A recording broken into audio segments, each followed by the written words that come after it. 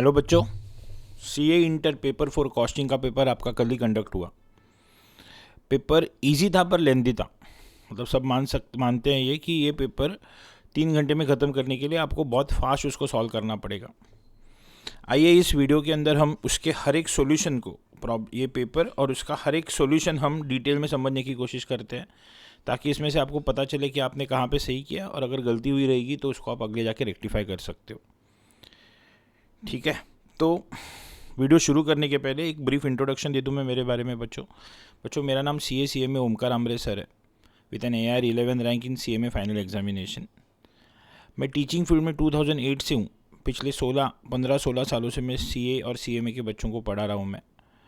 I teach at foundation, inter and final level. Foundation level पे accounts पढ़ाता हूँ मैं, और इंटर और फाइनल लेवल पे बेसिकली मैं कॉस्टिंग और फाइनेंशियल मैनेजमेंट, ये मेरे 40 सब्जेक्ट्स हैं। तो अगर आप चैनल की तरफ नए हो तो आप चैनल को सब्सक्राइब करो बच्चों। आपके फ्रेंड्स रहेंगे जो कोई भी CA CMA करे, उनको भी शेयर करो ये, ताकि मैं इस चैनल के ऊपर जो वीडियो एजुकेशनल कंटेंट जो डालते रहता हूँ मैं, उसको आप बेसिकली उसको एसेस कर सको। आज के पेपर के बाद मैं बच्चों FM का जो पेपर है आपका, पेपर 6 फाइनेंशियल मैनेजमेंट का, उसको भी मैं अपलोड करने वाला हूँ मैं। तो stay tune to the channel. Let's get started.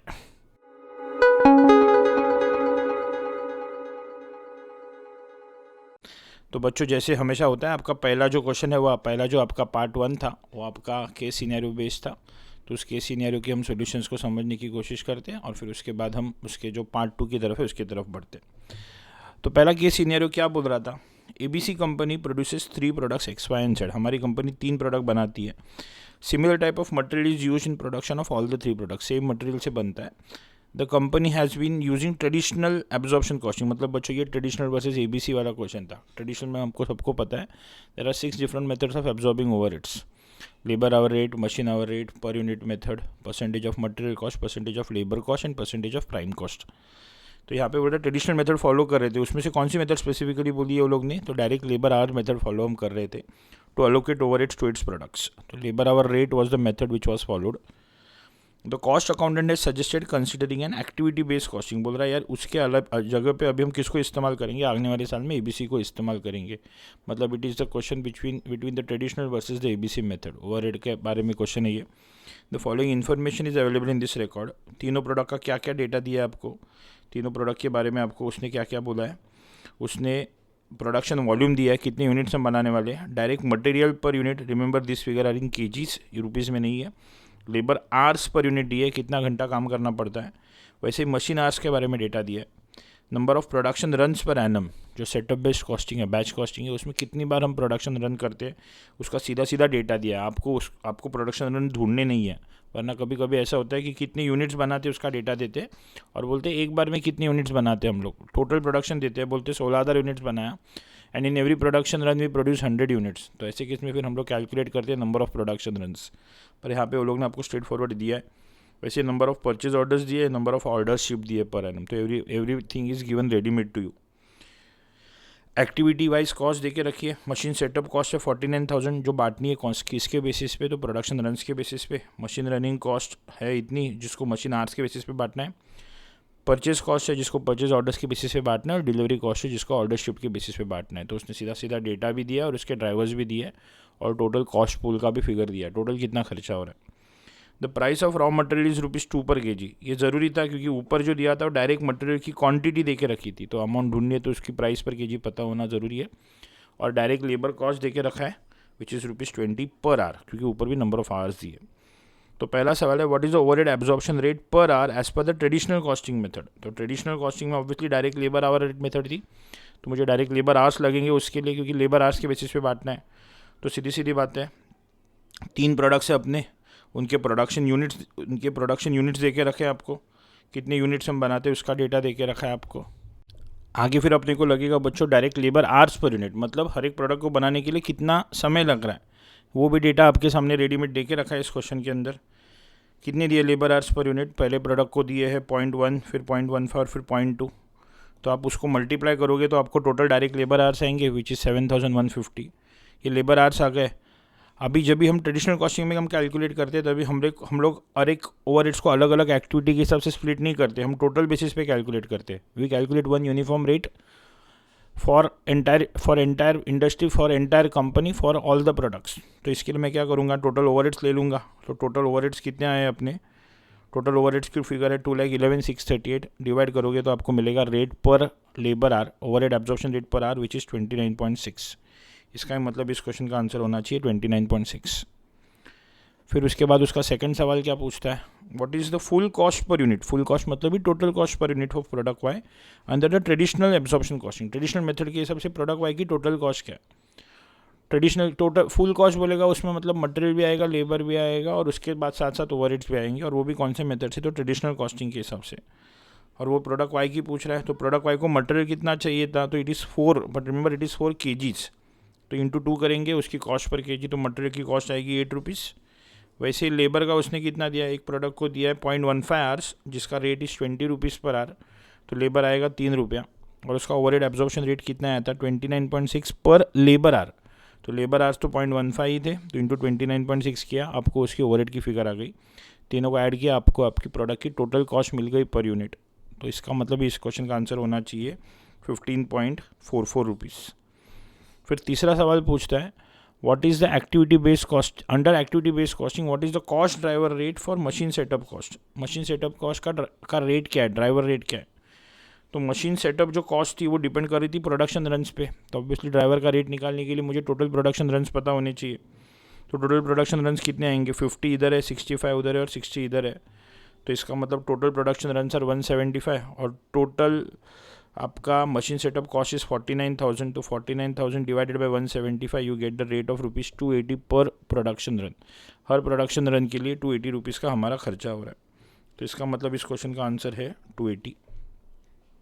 चौथा सवाल था, under ABC the amount of allocated overheads attributable to machine running cost to product X. Machine running cost का प्रोडक्ट एक्स के लिए खर्चा कितना है. तो जो मशीन रनिंग कॉस्ट दी थी आपको क्वेश्चन ने, वो किस पे डिपेंड करती है, मशीन आवर्स पे डिपेंड करती है. मतलब वापस मेरे को मशीन आवर्स लगेंगे. यहाँ पे भी मशीन आवर्स दिए हैं, पर remember again these are per unit. तो मेरे को सबसे पहला टोटल मशीन आवर्स निकालने पड़ेंगे. तो it is 16,000 into 0.5 plus 17,000 into 0.7. ऐसे करते करते सब मशीन आवर्स निकाल के मैंने टोटल मशीन आवर्स निकाला, और मेरे पास मशीन सेटअप कॉस्ट दी है 64,128. डिवाइड करूँगा तो 1.92 आ रहा है. Remember this is per hour. हमको प्रोडक्ट एक्स की फिगर चाहिए. तो प्रोडक्ट एक्स को कितने घंटे लगते हैं, तो 0.5 आवर्स लगते हैं, क्वेश्चन ने बताया. तो मेरे को आंसर आ गया उसका 0.96, पर ये आया है 1 यूनिट का. क्वेश्चन ने पर यूनिट वर्ड नहीं बोला, सिर्फ प्रोडक्ट एक्स बोला है. मतलब मेरे को टोटल कॉस्ट निकालनी है. तो इसके लिए इसको मल्टीप्लाई वापस करूँगा मैं नंबर ऑफ़ यूनिट्स प्रोड्यूस के साथ, तो मुझे मेरी टोटल कॉस्ट मिलेगी 15,360 रुपीज़. फिर लास्ट क्वेश्चन बोलता है बच्चों आपका कि what is the total cost of product Z as per ABC. ABC के हिसाब से प्रोडक्ट एक्स की टोटल कॉस्ट बोलेगा तो वापस वही मटेरियल, लेबर और उसके साथ साथ ओवरहेड्स. पर जब भी हम ABC की बात करेंगे हम अलग अलग ऐड करेंगे, जिसमें से मशीन सेटअप कॉस्ट का और मशीन रनिंग कॉस्ट का मैंने रेट तो ऊपर ही निकाले थे ऊपर के 2 सब क्वेश्चन में. सिर्फ परचेज कॉस्ट का और डिलीवरी कॉस्ट का पहला रेट निकाल के रखते हैं. 52,050 आपकी परचेज कॉस्ट है, जो परचेज ऑर्डर पे डिपेंड करती है. तो तीनों मिला के आपके परचेज ऑर्डर कितने रहेंगे, 5 + 10 + 15 30 ऑर्डर्स रहेंगे. तो डिवाइड करूँगा तो 1735 का उसका रेट आ रहा है पर परचेज ऑर्डर. और वैसे ही जो डिलीवरी कॉस्ट है वो ऑर्डर शिप पे डिपेंड करती है. तीनों की टोटल लेंगे और डिवाइड करेंगे तो आपको उसका रेट आएगा 505 पर ऑर्डर शिफ्ट. अभी मैं टोटल कॉस्ट निकाल सकता हूँ. टोटल कॉस्ट बोलेगा तो मैंने जैसे पहले ही बताया कि मटेरियल लेबर भी आएगा. तो 15,000 यूनिट्स हम बना रहे हैं उसके, प्रोडक्ट जेड की बात कर रहे हैं. हर प्रोडक्ट को 5 किलो मटेरियल, हर किलो 2 रुपये के हिसाब से, इस हिसाब से मटेरियल की कॉस्ट निकाल ली. वैसे ही लेबर की भी कॉस्ट निकालेंगे. 15,000 यूनिट है, हर प्रोडक्ट को 0.2 आवर्स और हर घंटे का 20 रुपया, हर घंटे का 20 रुपया. तो मुझे लेबर की भी कॉस्ट मिली. फिर फाइनली मैं 4 ओवरहेड्स को अलग अलग ऐड करूँगा. पहला मशीन सेटअप कॉस्ट था, वो नंबर ऑफ़ प्रोडक्शन रन्स पे था. मशीन सेटअप कॉस्ट का रेट तो मैंने पहले ही निकाला था 280 पर प्रोडक्शन रन. मशीन सेट के लिए कितने प्रोडक्शन रन है, तो 60 प्रोडक्शन रन है. तो इट इज़ 280 इंटू 60. इस तरीके से कैलकुलेट हुआ. मशीन रनिंग कॉस्ट जो थी उसका रेट भी हमने ऊपर कैलकुलेट किया था. मशीन रनिंग कॉस्ट की कैलकुलेशन हमने की थी. 15,000 यूनिट से हर प्रोडक्ट को कितना घंटा काम करना पड़ता है, 0.9 मशीन आवर्स. तो इंटू 0.9 किया.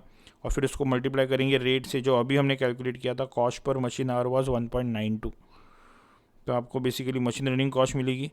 वैसे पीओ कॉस्ट है, पीओ कॉस्ट का रेट आया था 1735 पर पीओ, और पीओ कितने थे, तो number of production runs was 60, और वैसे डिलीवरी कॉस्ट के लिए number of order shift were 32। तो आप बेसिकली इन सबको मल्टीप्लाई करो और ऐड करो, you will get a total cost of 249,905। So this is how you calculate the total cost of product Z as per ABC system. तो इसका answer आना चाहिए 249,905। That is where your first question gets complete. Case scenario 2 देखते हैं, क्या बोलता है। XYZ limited produces the product R, the cost accountant of the company has prepare the budget for the particular year, the following information is made available for this purpose, the expected sales of product P, sales budget आपको देखे रखा है, 1 lakh units हम बना रहे, selling price है उसकी 50 रुपये per unit, which each unit of product P requires 3 kgs of Q and 4 kgs of R। ये आपकी कंजम्पशन का डेटा दिया है, एक फिनिश प्रोडक्ट बनाने के लिए कितना किलो मटेरियल इस्तेमाल करना पड़ता है, कंजम्पशन। फिर एक्सपेक्टेड स्टॉक लेवल देखे रखिए, बिगनिंग मतलब स्टार्टिंग का फिगर दिया है और क्लोजिंग का फिगर दिया है, पहले फिनिश गुड्स का डेटा दिया और फिर बाद में दोनों रॉ मटेरियल का डेटा दिया है। जो मटेरियल खरीदते हो कौन से प्राइस पे खरीदते हैं, तो रॉ मटेरियल क्यू का परचेज प्राइस है 2 रुपीज़ kgs और आर का है 3 रुपीज़ kgs। वैसे बोल रहा है it requires 10 minutes of direct labour time to produce 1 unit of P, 1 unit P बनाने के लिए 10 मिनट लगते हैं। मतलब ये सिंपल बात है कि 1 घंटे के अंदर उसके 6 यूनिट बनेंगे, एक प्रोडक्ट को 10 मिनट है, मतलब 60 मिनट में 6 प्रोडक्ट बनेंगे। लेबर का कॉस्ट कितना है, तो 50 रुपये पर आ रहा है। वेरिएबल मैन्युफैक्चरिंग कॉस्ट इसके अलावा, मटेरियल लेबर के अलावा वेरिएबल मैन्युफैक्चरिंग कॉस्ट 10 रुपये यूनिट है। और फिर आपको दोनों फिक्स कॉस्ट देके रखी है, मैन्युफैक्चरिंग का 3 लाख रुपये साल का है, एडमिन का 25,000 रुपये साल का है। पहला पूछ रहा है total number of units to be produced of product P, production की फिगर पूछ रहा है। तो सबको पता है सेल से प्रोडक्शन की तरफ कैसे आते हैं, it is budgeted sales at closing minus opening. तो सेल्स की क्वांटिटी ये रही, फिनिश गुड्स की क्लोजिंग स्टॉक कितना है 15 है और ओपनिंग कितना है तो 12 है, तो 1 लाख प्लस 15 माइनस 12, 1,03,000 आपकी प्रोडक्शन की फिगर होगी। इसका आंसर होना चाहिए 1,03,000 यूनिट्स। दूसरा सवाल पूछता है total quantity of raw material R to be purchase. अभी आपको डायरेक्ट परचेज की फिगर पूछ रहा है और वो भी क्वांटिटी के टर्म्स में पूछ रहा है, पर हमको सबको पता है प्रोडक्शन से डायरेक्ट परचेज नहीं आ सकता, प्रोडक्शन से पहले कंजम्पशन निकाला जाएगा और कंजम्पशन से फिर परचेज आएगा। तो कंजम्पशन के बारे में डेटा यार ये रहा, एक प्रोडक्ट बनाने के लिए पी का क्यू के 3 यूनिट और आर के 4 यूनिट लगते हैं। तो 1 लाख बनाने के लिए 1,03,000 बनाने के लिए, 1 लाख तो बेचने थे, 1,03,000 बनाने के लिए 1,03,000 इंटू 3,09,000 इसका कंजम्पशन होगा और 4,12,000 इसका कंजम्पशन होगा। But this is the figure of consumption and they are asking the figure of purchase. तो इसमें क्या करेंगे, ऐड क्लोजिंग करेंगे, माइनस ओपनिंग करेंगे। ये रहा, ये जो दोनों है ये उनके क्लोजिंग का डेटा है और ये जो दोनों है ये उनके ओपनिंग का डेटा है। तो एडलेस करेंगे तो आपको बजटेड परचेज की फिगर मिलेगी। और इस क्वेश्चन के अंदर उसने क्या पूछा था, total quantity of raw material R to be purchase. तो आर का परचेज का क्वांटिटी आ जाता है 4,18,000 यूनिट्स। तो इसका आंसर है 4,18,000 यूनिट्स। फिर पूछ रहा टोटल कॉस्ट ऑफ परचेज, मतलब इसको आंसर रुपीज़ में चाहिए। तो ऑब्वियसली ये जो क्वांटिटी आई है इसको मल्टीप्लाई करेंगे इनकी परचेज प्राइस के साथ जो वापस यहाँ पे दी हुई थी, क्यू को 2 रुपये में खरीदते हैं और आर को 3 रुपये में खरीदते हैं। तो आपको परचेज कॉस्ट मिलेगी। उसको किसका परचेज कॉस्ट चाहिए था इस क्वेश्चन के अंदर, क्यू का चाहिए था। तो क्यू का परचेज कॉस्ट इज 6,06,000। तो इसका आंसर होना चाहिए 6,06,000। बाद में नेक्स्ट क्वेश्चन पूछता है the budgeted variable cost of production of 1 unit of fee. पूरे प्रोडक्ट का बनाने का वेरिएबल कॉस्ट कितना है। ऑब्वियसली उस वेरिएबल कॉस्ट के अंदर सब कुछ आना चाहिए, रॉ मटेरियल, वेजेस और वेरिएबल ओवरहेड्स। तो ऑब्वियसली क्यू और आर 2 मटेरियल रखते हैं, उनका कंजम्पशन कितना है एक प्रोडक्ट बनाने के लिए। तो इसका 3 किलो है, खरीदते हैं 2 रुपये के हिसाब से, मतलब जो क्यू लगेगा वो 6 रुपये का क्यू लगेगा। और 4 kg इसका है, 3 रुपये के हिसाब से खरीदते हैं, मतलब 12 रुपये इसका लगेगा। तो 6 and 12 is the material cost. Wages के लिए अभी मैंने जैसे समझाया, एक प्रोडक्ट को बनाने के लिए 10 मिनट, तो एक प्रोडक्ट 1 घंटे में या 60 मिनट में 6 प्रोडक्ट बनेंगे और उस 1 घंटे का 50 रुपये का लेबर है। तो 1 यूनिट का कॉस्ट अगर मेरे को पूछेगा तो it is 50 divided by 6, 50 rupees 1 घंटे का, जिसमें 6 यूनिट बनते हैं। तो 1 यूनिट का खर्चा इस 50 डिवाइड बाई 6 विच इज़ 8.33। पर उसको चाहिए, क्वेश्चन ने पूछा क्या है, द बजटेड वेरिएबल कॉस्ट, सारी की सारी वेरिएबल कॉस्ट चाहिए। तो मटेरियल लेबर के अलावा और एक दिया हुआ है वेरिएबल मैन्युफैक्चरिंग ओवरहेड्स दिए 10 रुपीज़ पर यूनिट, उसको भी ऐड कर दिया। रिमेंबर बाकी की दोनों जो फिगर है वो आपकी फिक्स कॉस्ट है, वो आपकी वेरिएबल कॉस्ट में कंसिडर नहीं होगी, सबको ऐड करेंगे। तो 36.33 is your total variable cost. तो इसका आंसर है 36.33। लास्ट सवाल पूछता है इसमें का, what is the budgeted net income for the year, मतलब आपका बजटेड प्रॉफिट कितना है। तो बच्चों याद रखना है हमको, सिंपल है, प्रॉफिट निकालने के लिए सामान बनाना ज़रूरी नहीं है, सामान बेचना ज़रूरी है। तो बस बेचे हुए यूनिट्स पे ही हमको प्रॉफिट आने वाला है। तो हमने कितना बेचा है वो हम देख के चलेंगे। तो मेरी सेलिंग प्राइस कितनी थी क्यू की पर यूनिट, तो ऊपर ही उसने बोली थी 50 रुपीज़ पर यूनिट। और अभी हमने कैलकुलेट किया, मेरा टोटल वेरिएबल कॉस्ट कितना आया था, 36.33 पर यूनिट आया था। तो sales minus variable cost is contribution. अच्छा कितने यूनिट्स मैंने बेचे हैं, तो सेल्स बजट पहले ही बोला था मैंने 1 लाख यूनिट्स बेचे हैं। इसको 1 लाख से मल्टीप्लाई किया, टोटल कंट्रीब्यूशन आया, जिसमें से मैं मेरी टोटल फिक्स कॉस्ट माइनस करूँगा। ये 3 लाख है और ये 25,000 है, तो 325 इज योर फिक्स कॉस्ट। तो you get the figure of profit which is 10,41,667। तो the answer to this question is 10,41,667. I hope the question is clear to everyone. Next question says AB Limited has furnished the following data. Fix overhead variance का question है, budget के हिसाब से क्या था और actual में क्या हुआ है। प्रोडक्शन इन यूनिट्स कितना बनाने का था करके सोचा था, और कितना फिक्स ओवरहेड इनकर होगा करके सोचा था। Calculate fix overhead volume variance. Volume variance का मतलब होता है कि मेरा प्रोडक्शन जो मैंने बजट किया था उससे कम या ज़्यादा होने की वजह से मुझे कितने का फ़ायदा हुआ या नुकसान हुआ, मैंने कितना ज़्यादा पैसा वसूल किया या कम पैसा वसूल किया, ये हम यहाँ पे निकालने की कोशिश करेंगे। तो मेरा बजटेड प्रोडक्शन कितना था, तो 40,000 यूनिट्स था और बड़े बजटेड फिक्स ओवरहेड थे 78,000 के। तो मेरा fix overhead absorption rate per unit was 1.95। Fix overhead absorption rate per unit was 78 divide by 40 which is 1.95। मतलब मैं सोचा था हर एक यूनिट से 1.95 वसूल करूँगा और मैं 40,000 यूनिट से वो पैसा वसूल करूँगा, पर एक्चुअल में मैंने उतना ही रेंट पे करके या उतना ही फिक्स कॉस्ट इनकर करके 40 की जगह पे 48,000 यूनिट्स बनाए। मतलब मैंने 8,000 यूनिट ज़्यादा बनाए, तो मेरी ऑब्वियसली रिकवरी ज़्यादा हुई रहेगी, तो ये वैरिएंस फेवरेबल आएगा। तो 8,000 more units and the rate of recovery was 1.95 per unit, तो it is 40 minus 48 into 1.95, 15,600। But the point is recovery ज़्यादा हुई है तो ये फ़ायदा हुआ है हमको, बराबर ना बच्चों। उतना ही फिक्स कॉस्ट इनकर करके अगर मैं ज़्यादा यूनिट्स बना रहा हूँ तो ये नुकसान नहीं है, ये फ़ायदा है। अब मैथमेटिकल नंबर्स पे मत जाना, पॉजिटिव आ रहा है क्या नेगेटिव आ रहा है, लॉजिक समझने की कोशिश करो। जितना अगर आप उतना ही फिक्स कॉस्ट इनकर करके अगर आप ज़्यादा बनाते हो तो आपको फ़ायदा है क्या नुकसान है, तो फ़ायदा है। इसका मतलब इसका आंसर फेवरेबल होना चाहिए। तो it is 15,600 favourable. I hope the question is clear to everyone. अगले क्वेश्चन की तरफ जाते हैं। 2 products Y and Z are obtained in the crude form and require further processing। Joint product by product का question है।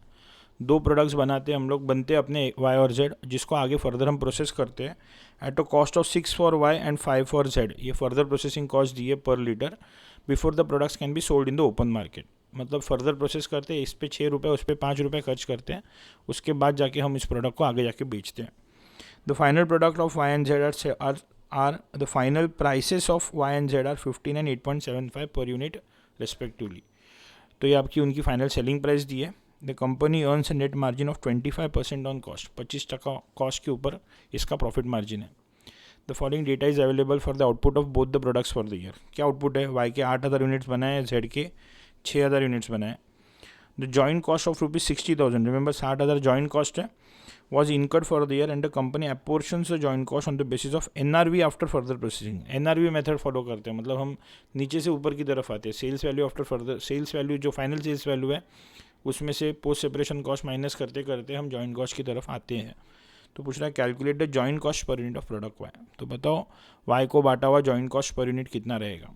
तो बच्चों simple logic है, जॉइंट कॉस्ट जो बांटी हुई है उसमें पोस्ट सेपरेशन कॉस्ट ऐड करेंगे, टोटल कॉस्ट आएगी, टोटल कॉस्ट में प्रॉफिट ऐड करेंगे तो सेल्स वैल्यू मिलेगी। अब ये क्वेश्चन उल्टा है, आपके पास सेल्स वैल्यू दी हुई है, आपको प्रॉफिट मार्जिन दिया हुआ है, तो आप उल्टा जाओगे तो टोटल कॉस्ट मिलेगी। टोटल कॉस्ट में से अगर आप पोस्ट सेपरेशन कॉस्ट माइनस करोगे तो आपको जॉइंट कॉस्ट मिल सकती है। तो इस शॉर्ट क्वेश्चन ही है। दोनों प्रोडक्ट की सेलिंग प्राइस दे के रखी है 15 और 8.75, हालांकि उसको सिर्फ Y की चाहिए, मैंने दोनों लिख के रखी है 15 एंड 8.75। इसके अंदर प्रॉफिट एलिमेंट भी रहेगा क्योंकि ये सेलिंग प्राइस है। प्रॉफिट कितना है, 25% ऑन कॉस्ट है, पर मेरे पास जो फिगर्स अवेलेबल है बच्चों ये कॉस्ट नहीं है, सेलिंग प्राइस है, तो मेरे को उसको कन्वर्ट करना पड़ेगा। 25% on cost is 20% on sales. तो प्रॉफिट निकाला मैंने, प्रॉफिट माइनस किया तो टोटल कॉस्ट आ गई। टोटल कॉस्ट में प्री सेपरेशन कॉस्ट भी आ गई, पोस्ट सेपरेशन भी आ गई, सेलिंग एक्सपेंसेस कुछ दिए हुए नहीं है। अभी उसमें पोस्ट सेपरेशन कॉस्ट आपको स्पेसिफिकली देखे रखी है, इसकी 6 रुपये, उसकी 5 रुपया। तो अगर ये आप टोटल कॉस्ट में से माइनस करते हो तो आपको जॉइंट कॉस्ट मिलेगी, बची हुई जो रहेगी वो जॉइंट कॉस्ट रहेगी पर यूनिट। तो इसका 6 रुपये आ रहा है और इसका 2 रुपये आ रहा है, और उसने वही सवाल पूछा है calculate joint cost per unit of product Y, तो वाई को बांटा हुआ जॉइंट कॉस्ट कितना है, तो 6 रुपये आना चाहिए उसका आंसर। मैं वेरीफाई करके देख सकता हूँ कि मेरा आंसर सही आ रहा है गलत आ रहा है। 6 रुपये इसको दिया गया है, 2 रुपये उसको दिया गया है। अच्छा, यूनिट्स कितने हैं, इसके 8,000 है, इसके 6,000 है। तो अगर उस 6 को इंटू 8,000 करूँगा तो ये 48 आ रहा है, ये 12 आ रहा है। दोनों को ऐड करूँगा तो 60,000 आ रही है टोटल जॉइंट कॉस्ट, और वही डेटा आपके क्वेश्चन ने भी दिया हुआ है। तो ये आंसर जो है हमारा वो सही आंसर है। क्लियर है सबको? फिर उसके बाद अगला क्वेश्चन भी वापस ईजी था। बोलता है data pertain to the worker C in a factory depicts that he is paid at ₹100 per hour and week comprises of 48 hours in for a 6 day week. कोई वर्कर है, हफ्ते के 48 आवर्स काम करता है, हफ्ते के 6 दिन काम करता है, उसको घंटे के 100 रुपये के हिसाब से हम पे करते हैं। दी अलाउड बोलेगा तो नॉर्मल लॉस है, ये चलता है, इतना नुकसान होगा तभी भी हम उसको पहले से एक्सपेक्ट करके चलते हैं। The allowed absence time is 15 minutes per day बोला है, 15 मिनट दिन का, और हफ्ते के 6 दिन काम करता है। तो 15 मिनट्स मतलब 0.25 एन आवर इंटू 6, 1.5 घंटा उसका हफ्ते का वेस्ट होने वाला है, हम पहले से समझ के चलते हैं। द जॉब कार्ड ऑफ सी, उसने अभी एक्चुअल में कितना काम किया दिखता है, तो क्या पता चलता है, his chargeable time is scattered to 2 different jobs. उसने 2 काम किए, J1 पे 21 घंटा काम किया और J2 पे 24 आवर्स काम किया। This is the time work for specific jobs. Any unaccounted time, इसके अलावा भी अगर कोई समय ऐसा पता चलता है हमको जो इसमें काउंट नहीं हुआ है, is attributable for power failure. ये इसके लिए हुआ रहेगा बिकॉज लाइट चली गई रहेगी, मतलब ये एक एबनॉर्मल लॉस हुआ। तो पूछ रहा है calculate the cost of the normal idle time and the abnormal idle time. तो नॉर्मल आइडल टाइम की वजह से कंपनी को कितने का खर्चा हो रहा है और एबनॉर्मल की वजह से कितना हो रहा है, ये ढूंढना है। तो स्ट्रेट फॉरवर्ड है बच्चों। उसका टोटल पेमेंट कितना हुआ रहेगा, उसको 48 आवर्स का पेमेंट किया है, उसका टोटल 48 आवर्स का पेमेंट है। 1 घंटे का 100 रुपये, मतलब 4,800 रुपये का उसका पेमेंट गया। उसमें उसने J1 के लिए 21 घंटा काम किया है, J2 के लिए 24 घंटा काम किया है। रिमेंबर टोटल हम उसको 48 आवर्स का पेमेंट कर रहे हैं। नॉर्मल आइडल टाइम में अभी जैसे मैंने बताया 15 मिनट मतलब 0.25 एन आवर इंटू 6, 1.5 घंटा तो उसका नॉर्मल आइडल टाइम में वेस्ट हुआ। तो आप तीनों का टोटल लोगे तो कितने घंटे पता चलते हैं, 21 + 24 + 1.5 बिकम्स 46.5, जबकि उसका पेमेंट तो टोटल 48 आवर्स के लिए गया था। मतलब बचा हुआ जो 1.5 आवर्स रहेंगे वो उसका एबनॉर्मल आइडल टाइम है, जो उसका पावर फेलियर का टाइम है। हर घंटे का 100 रुपये, तो 21 घंटे का 2100 हुआ, 24 घंटे का 2400 हुआ। ये दोनों 1.5 घंटे 1.5 आवर्स, तो इधर भी 150 हो गया, उधर भी 150 हो गया। तो उसने क्वेश्चन ने पूछा था नॉर्मल और एबनॉर्मल आइडल टाइम की कॉस्ट कितनी है, तो the answer is 150 each for both normal as well as abnormal idle time. उसके बाद फिर अगला सवाल पूछते हैं, during a certain period 4000 labour hours were utilised and the standard hours for actual production were 5500। 4000 घंटा हमने काम किया, जबकि 5500 घंटा हमको अलाउड टाइम था। The variable overhead efficiency variance amounted to 15,000 favourable. Obviously बात है फेवरेबल ही आएगा, क्योंकि आपने 5,500 घंटे का काम अपने कितने घंटे में ख़त्म किया, 4,000 घंटे में ख़त्म किया। तो पूछ रहा है calculate standard variable overhead rate per our. तो रेट पर आवर निकालना है। एफिशिएंसी वेरिएंस का फॉर्मूला सबको पता है, कितने आवर्स कम या ज़्यादा लगे उसकी वजह से आपको बेनिफिट या लॉस हुआ है, multiplied by the standard rate.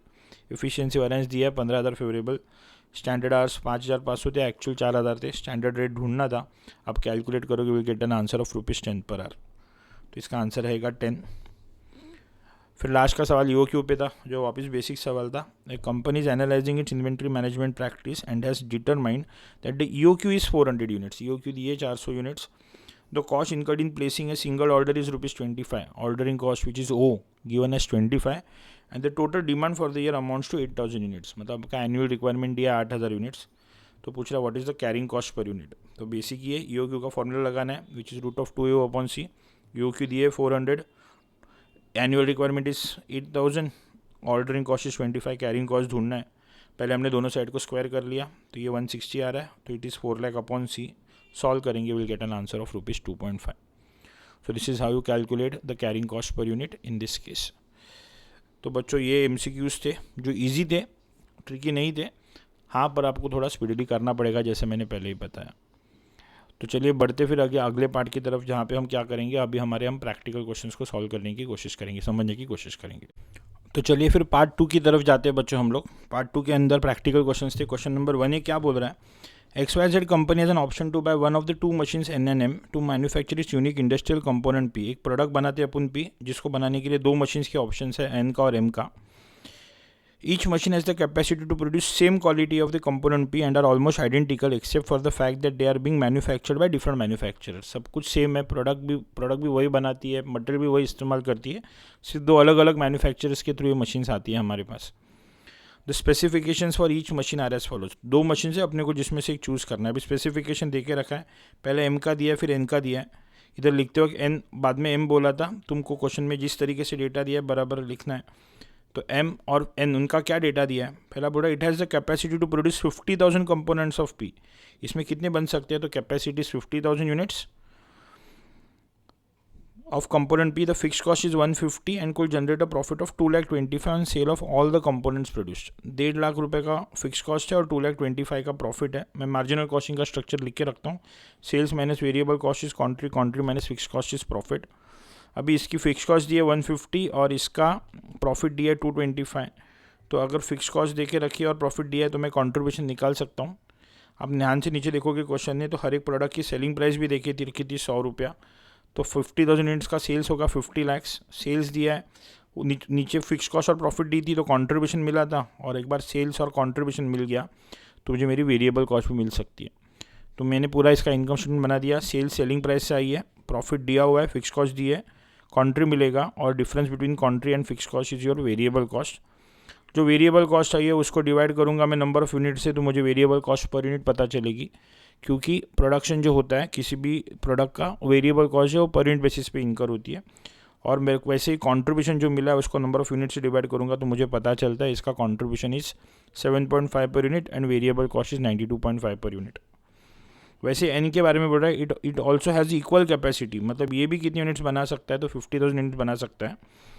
To produce the same number of components so that of machine M per annum and all the components thus produced could be sold in the open market without any difficulty. मतलब पूरे के पूरे 50,000 units का हम cell कर सकते हैं.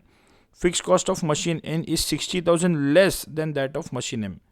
N का फिक्स कॉस्ट 60,000 रुपया कम है तो इसका 150 था, तो इसका आंसर आना चाहिए 90,000 इसकी फिक्स कॉस्ट रहेगी. And yield a profit of 160 by selling all the components that are produce. इसका प्रॉफिट कितना देके रखा है, इसका प्रॉफिट देके रखा है 160. फिक्स कॉस्ट अभी पता चली थी तो मुझे मेरा क्या मिलेगा, मुझे कंट्री मिलेगा. प्रोडक्ट वही है तो सेल्स वही रहेंगे, तो यहाँ पे उसका वेरिएबल कॉस्ट आएगा 4750 which means per unit it is 95 and contribution is 5 rupees per unit. तो मेरा दोनों का दोनों इनकम स्टेटमेंट बन गया. पूछ रहा है calculate break even sales in value for each of the machine. Break even point चाहिए रुपीज़ में, जिसका formula is fix cost upon PV ratio. तो इसके लिए पहला पीवी रेशो निकालते हैं. कंट्रीब्यूशन अपॉन सेल्स, इसका कंट्रीब्यूशन 7.5 है, सेलिंग प्राइस 100 रुपीज़ है, इसका 7.5% आया, उसका 5% आया. And fix cost upon PV ratio करेंगे 1,50,000 divided by 7.5 you get the figures of your break even point in rupees. वैसे उसको चाहिए calculate sales level in units where both the machines are equally profitable. ऐसे कितने units है जहाँ पे दोनों मशीन्स का सेम प्रॉफिट आएगा, मतलब ये उसको चाहिए प्रॉफिट इन डिफरेंस पॉइंट, ऐसा पॉइंट जहाँ पे दोनों इक्वल प्रॉफिट देंगे. तो ऑब्वियसली उसका फॉर्मूला है difference in fix cost upon difference in contribution per unit. मतलब जो काम मेरा 90,000 में हो सकता था उसके लिए मैं 1.5 लाख रुपये देने को तैयार हूँ. मैं 60,000 रुपये ज़्यादा दे रहा हूँ, पर वो देने से जिधर मैं 5 रुपये कमा रहा था उधर अभी मैं 7.5 कमाऊँगा हर एक यूनिट के पीछे, मतलब मेरे को 2.5 का एक्स्ट्रा प्रॉफिट होगा. So by spending 60,000 extra I can earn 2.5 rupees per unit extra. तो वो 60,000 रुपये रिकवर करने के लिए मेरे को 24,000 यूनिट्स बनाने पड़ेंगे, या 24,000 यूनिट्स पे दोनों का प्रॉफिट एग्जैक्टली इक्वल आएगा और मैं फिर दोनों में से कोई भी मशीन में खरीद सकता हूँ. इसके लिए इसका आंसर है 24,000 units. So it was an Fairlie easy question. Second question actually अच्छा था, बी पार्ट 5 मार्क का ही क्वेश्चन दिख रहा है, पर है तो ईजी है, तो अच्छा क्वेश्चन. बोल रहा है PQR limited manufactures a product in batches of 2,000 units. मतलब ये कंपनी हर बार बनाते वक्त 2,000 यूनिट्स के हिसाब से एक हर बैच में 2,000 यूनिट्स इस हिसाब से प्रोडक्शन करती है. The following cost is incurred for each batch. ये हर एक बैच की फिगर दे के रखी है. एक बैच के लिए direct material cost per batch कितना लगता है, तो 240 लगता है. डायरेक्ट लेबर कॉस्ट पर बैच कितना लगता है, तो 1,65,000 लगता है. ओवरहेड एब्जॉर्प्शन रेट कितना है, तो वेरिएबल अमाउंट है पूरा का पूरा 120 पर मशीन आर. एक प्रोडक्ट के लिए 1 घंटे के लिए 120 रुपया हमारा ओवरहेड का खर्चा होता है. तो मटेरियल लेबर और वेरिएबल ओवरहेड्स, मतलब ये बेसिकली आपको सारी की सारी वेरिएबल कॉस्ट दे के रखी है एक बैच की. एक्सपेक्टेड रिजेक्शन रेट इज़ 3%, पर बोलता है तुम जब भी 2,000 यूनिट्स बनाओगे उसमें से 3% माल तो ख़राब निकलेगा. जिसकी स्क्रैप वैल्यू पर रिजेक्टेड यूनिट इज 75 रुपीज़, जिसको बेचेंगे तो हमको 75 रुपीज़ मिलेगा। रिमेंबर रिजेक्शन 3% में दिया है, मतलब ये एक एक्सपेक्टेड रिजेक्शन है कि आमतौर पे जितना बनाते हैं उसमें से 3% खराब निकलता है, मतलब it is as good like your normal loss because this is what you are expecting at the beginning of the process. फिर इसके बाद बोल रहा है जो तुमने अच्छे यूनिट्स बनाए, सेलिंग प्राइस पर good unit it is 250 rupees. अच्छे प्रोडक्ट को बेचते हैं तो 250 रुपीज़ मिलते हैं एक यूनिट के। Total available machine hours per month, महीने में हम टोटल 3000 घंटा काम करते हैं। Fix overhead per month is 125 and batches manufactured per month is 10 batches. हर महीने में हम 10 बैच बनाते हैं, जबकि total available machine hours per month is 3000 घंटा काम करके अगर हम महीने भर में 10 बैचेस बनाते हैं, मतलब हर बैच को 300 घंटे लगते हैं। ये हमको डेटा पता चलता है इसमें से।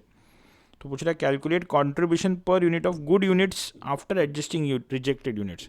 जो आपने अच्छे यूनिट्स बनाए उसके हर यूनिट के पीछे आपको कितना कॉन्ट्रीब्यूशन आ रहा है। Contribution is sales minus variable cost, और वो निकालते वक्त एडजस्ट करो आपके जो रिजेक्टेड यूनिट से जो पैसा मिला है, स्क्रैप मिला है, उसके कितने यूनिट्स वेस्ट हुए, वो सब ध्यान में रखते हुए आप कॉन्ट्रीब्यूशन पर यूनिट निकालो। तो वैसे देखा जाए तो ज़्यादा मुश्किल नहीं है क्वेश्चन बच्चों। ये 2000 यूनिट्स हम एक बैच के एंगल से सोचेंगे। एक बैच में 2000 यूनिट्स बनाए जिसमें से 3% तो रिजेक्शन है, मतलब 60 यूनिट्स तो ख़राब निकलेंगे, मतलब ये 1940 आपके अच्छे यूनिट्स निकलेंगे। उसको चाहिए contribution per unit of good unit, पर उसको निकालते वक्त आपको रिजेक्टेड यूनिट्स का रिजेक्शन भी आपको ध्यान में रखना है। तो गुड यूनिट्स थे 1940 और कॉन्ट्रीब्यूशन चाहिए तो आपको सेल्स से शुरू करके वेरिएबल कॉस्ट माइनस करनी है। हर यूनिट की सेलिंग प्राइस 250 है, तो what do we do, 1940 into 250 you get the figure of sales. From this you reduce variable cost. Variable cost में मटेरियल दिया है, लेबर दिया है, तो 240 और 165 वैसे ही माइनस हो जाएगा। उसके अलावा ओवरहेड बोल रहा है 120 रुपये एक घंटे का। हमको याद रखना हमारा फोकस एक बैच की तरफ है, तो एक बैच के लिए कितने घंटे लगे, तो 3000 घंटे महीने के हैं जिसमें 10 बैचेस बने हैं, मतलब एक बैच को 300 घंटे लगे हैं और हर घंटे का 120 रुपये का अपना मशीन आवर का रेट है। तो it is 300 into 120 you get 36,000 as your variable overheads. सबको ऐड करेंगे तो टोटल वेरिएबल कॉस्ट आएगा।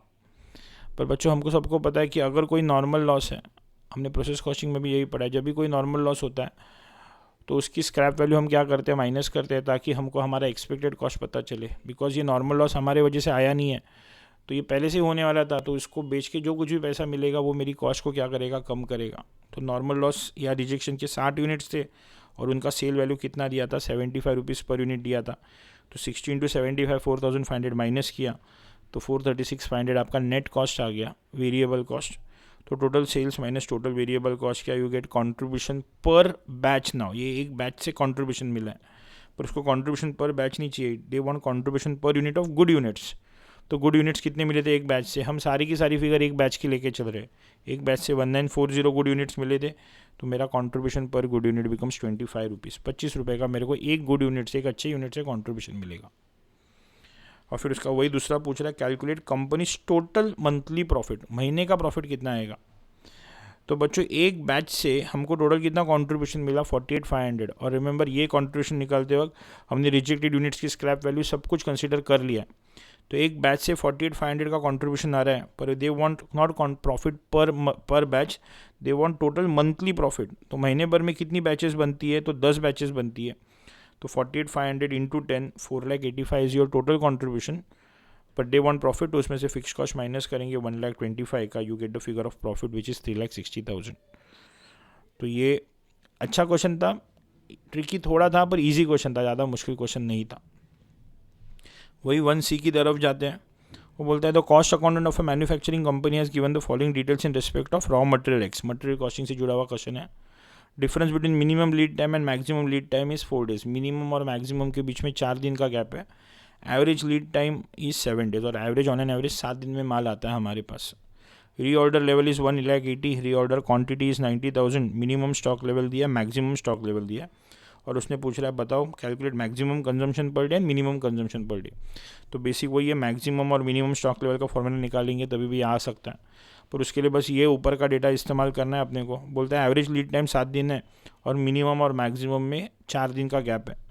तो बच्चों तुम चाहिए तो पहले तो उसको फॉर्मूला के थ्रू कर सकते हो। कैसे बोल सकते हैं, average is equal to minimum plus maximum upon 2, बराबर ना। एवरेज आपका कितना देके रखा है, average consumption is equal to minimum plus maximum upon 2 दिया है। फिर आपको क्वेश्चन ने क्या बोल रहा है, average lead time is 7 days. Average lead time आपका कितना दिन है, तो 7 दिन है, तो ये 7 है, और minimum plus maximum upon 2, minimum तो पता नहीं है, प्लस मैक्सिमम कितना रहेगा, तो मिनिमम में और 4 ऐड करना है, क्योंकि दोनों में कितने दिन का गैप है, 4 दिन का गैप है, मतलब मैक्सिमम मिनिमम से 4 दिन ज़्यादा है, तो कहने से मिनिमम को मिनिमम ही रखा, मैक्सिमम को मिनिमम प्लस 4 रखा। ये 7 था, ये इधर जाके मल्टीप्लाई होगा तो 14 होगा, तो 14 is equal to minimum plus 4। Solve करेंगे तो you get 2 times minimum lead time is 10 days और minimum lead time is 5 days and maximum lead time is 5 plus extra 4 दिन मैक्सिमम के लिए लगते हैं, तो 9 दिन आ जाएगा। पर अगर इतना नहीं दिमाग लगाना है तो बेसिक सिंपल सोचो बच्चों, मिनिमम लेफ्ट कम है, मैक्सिमम हाईएस्ट है, एवरेज बीच में, एवरेज आपको दिया है 7 और बोल रहा है मिनिमम और मैक्सिमम में 4 दिन का गैप है, ये दोनों इक्वी डिस्टेंट है, मतलब इधर भी 2 दिन होंगे, इधर भी 2 दिन होंगे, तो मिनिमम का फिगर आएगा 7 - 2 विच इज़ 5 और मैक्सिमम का फिगर आएगा 7 + 2 विच इज़ 9। एक बार ये आ गया तो आगे तो आंसर ईजी होना चाहिए। उसको चाहिए मैक्सिमम कंजम्पशन, कौन से फॉर्मूला में मैक्सिमम कंजम्पशन इस्तेमाल होता है, तो it gets use in your reorder level formula, because reorder level is equal to maximum consumption multiplied by maximum lead time. तो reorder level is equal to maximum consumption multiplied by maximum lead time. Reorder level is 180, maximum lead time अभी निकाला हम लोगों ने, it was 9 days. Solve करेंगे तो you get maximum consumption of 20,000 units per day. और वैसे अगर मिनिमम कंजम्पशन का फॉर्मूला याद करूँ मैं, मिनिमम कंजम्पशन कहाँ पे इस्तेमाल होता है, तो it gets use in your maximum stock level, क्योंकि उसका फॉर्मूला है ROL + ROQ minus minimum consumption into minimum lead time. Maximum stock level is 1,90,000, ROL is 1,80,000, ROQ is 90,000। Minimum consumption ढूंढना है और मिनिमम लीड टाइम हमने निकाला था 5 दिन। बस इसको सॉल्व करेंगे, you gate minimum consumption of 1,60,000 units, minimum consumption of 16,000 units per day. Remember आपको ये पर डे लिखना है, क्योंकि डेटा किस में दिया है, डेटा आपको डेज में दिया है। अगर आप पर डे नहीं लिखोगे तो आपके मार्क्स कट हो सकते हैं। तो it was an easy question, it was not at all a difficult question, एक फॉर्मूला बेस्ड क्वेश्चन था। तो फिर समझा सबको बच्चों, सबको क्वेश्चन। तो अगले क्वेश्चन की तरफ जाते हैं फिर हम लोग। बच्चों अगला क्वेश्चन आपका कॉस्ट शीट के ऊपर का क्वेश्चन था। एक इजी क्वेश्चन है, लेंदी क्वेश्चन दिखता है पर इजी क्वेश्चन है। क्या बोल रहा है, the following information relates to the manufacturing concern of a limited for the year ended 31 March 2024। As on 1 April data दिया है, मतलब ओपनिंग का डेटा दिया है, और 31 मार्च 24 का डेटा दिया है, मतलब भी क्लोजिंग का डेटा दिया है। क्या क्या दिया है, raw material in rupees, opening raw material figures में देखे रखिए, WIP भी ओपनिंग और क्लोजिंग दोनों के रुपीज़ में देखे रखे। उसके अलावा पूरे साल भर का डेटा है। रॉ मटेरियल परचेज किए थे 8 लाख रुपया, inclusive of GST at 18%, but लिखा है इन एलिजिबल फॉर क्रेडिट, इसमें कोई क्रेडिट मिलने वाला नहीं है। अगर क्रेडिट मिलने वाला नहीं है तो पूरा का पूरा आपका आउट ऑफ पॉकेट कॉस्ट है, इसको आपको कंसिडर करना चाहिए। ये किस में आएगा बच्चों, तो सबको पता है ये आएगा, मैं इधर लिखते जाता हूँ, this will come in your raw materials consumed. ये रॉ मटेरियल कंज्यूम की फिगर हो गई। पैकिंग कॉस्ट जो प्राइमरी पैकिंग है, अगर आपको फॉर्मेट अच्छे से याद रहेगा तो आपको पता है क्या फॉर्मेट है। Raw material consume direct labour direct expenses करेंगे तो प्राइम कॉस्ट आती है, प्राइम कॉस्ट में फैक्टरी ऐड करेंगे तो ग्रॉस वर्क्स कॉस्ट आती है, ग्रॉस वर्क्स कॉस्ट में ओपनिंग और क्लोजिंग WIP एडजस्ट होता है तो नेट वर्क्स कॉस्ट आती है, और नेट वर्क्स कॉस्ट के बाद कुछ अदर आइटम्स आते हैं। अदर आइटम्स की एक लिस्ट जो याद रहेगी, उसमें क्या क्या आइटम्स थे, प्राइमरी पैकिंग था, उसके अलावा R&D का कॉस्ट था, क्वालिटी कंट्रोल कॉस्ट था, सेल ऑफ स्क्रैप रहेगा तो माइनस करते थे, प्रोडक्शन कंट्रोल मैनेजर की सैलरी रहेगी तो ऐड करते थे। तो ये सारी चीज़ें जो है वो अदर आइटम्स है, तो ये आइटम जो है वो अदर आइटम का कॉस्ट आइटम है, तो पैकिंग कॉस्ट किसके अंदर आएगी, तो आपकी अदर आइटम के अंदर आएगी। फीस पे टू इंडिपेंडेंट डायरेक्टर की फ़ी है तो ये ऑफिस एंड एडमिन का खर्चा हो गया। Production bonus paid to factory worker का वेजेस है, मतलब ये डायरेक्ट वेजेस हो गया।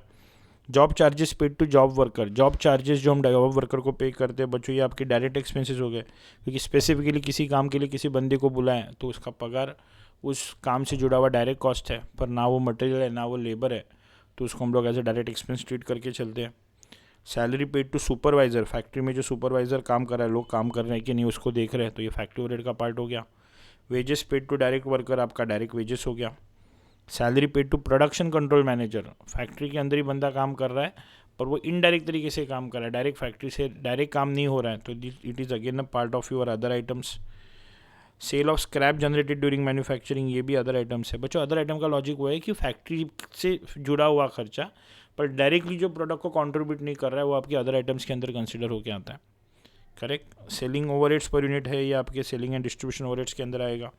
Salary paid to general manager आपका एडमिन का पार्ट हो गया।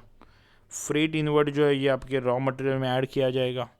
Expenses paid for quality control check ये आपके अदर आइटम का पार्ट हो गया। उसके अलावा आपको दिया फैक्ट्री बिल्डिंग, हर एक की आप 3 एसेट्स दिए। फैक्ट्री बिल्डिंग फैक्ट्री से जुड़ी हुई है, फैक्ट्री बिल्डिंग फैक्ट्री से जुड़ी हुई है, प्लांट एंड मशीनरी भी फैक्ट्री से जुड़ा हुआ है, और office building office and administration का पार्ट हो गया। क्या क्या दिया इनका दिया कॉस्ट प्राइस, ओपनिंग WDV दिया है, डेप्रिसिएशन का रेट दिया है, और इंश्योरेंस कॉस्ट पर एनम दिया है। और इंश्योरेंस किस में बोल रहा है 2% ऑफ द कॉस्ट प्राइस, मतलब इंश्योरेंस निकाल दिया, हमेशा आपको कॉस्ट प्राइस देखनी है। पर नीचे लिखा है depreciation is charge on WDV basis, मतलब डेप्रिसिएशन निकाल दिया होगा आपको WDV देखना है, और इंश्योरेंस निकाल दिया होगा आपको कॉस्ट देखना है। बाद में बोल रहा है stock of finish goods as on 1 April was 80,000 units, opening stock 80,000 units का था, having a total cost of 8 lakh rupees, उसकी 8 लाख रुपये की कॉस्ट थी, मतलब 10 रुपये per unit opening stock of finish goods की वैल्यूएशन थी। The entire stock of opening finish goods is sold during the year, आपका पूरा का पूरा ओपनिंग फिनिश गुड्स साल भर में बेच दिया गया। मतलब बच्चों समझ लो, इट्स लाइक सेइंग कि ओपनिंग फिनिश गुड्स था, उसमें आपने प्रोडक्शन किया तो ये टोटल हो गया। अभी जब सेल हुआ तो भी पहले बोल रहा है opening entire stock of opening finish goods is sold, पहले ये ख़त्म कर दिया फिर प्रोडक्शन की तरफ आ रहे।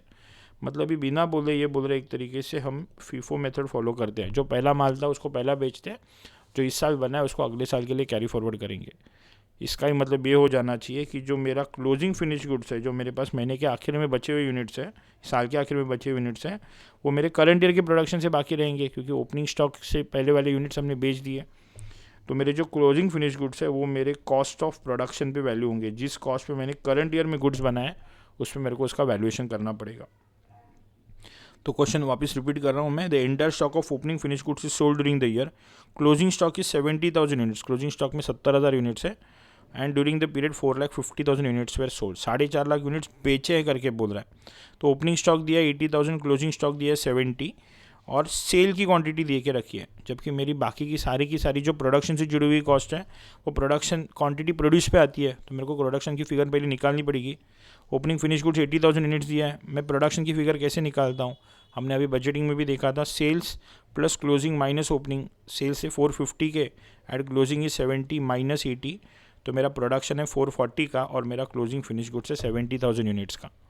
तो ये एक बार पता चल चुका, तो अभी हम कैलकुलेट कर सकते हैं। और लास्ट में बोल रहा है company wants profit of 20% on total sales, 20% चाहिए सेल्स के ऊपर प्रॉफिट।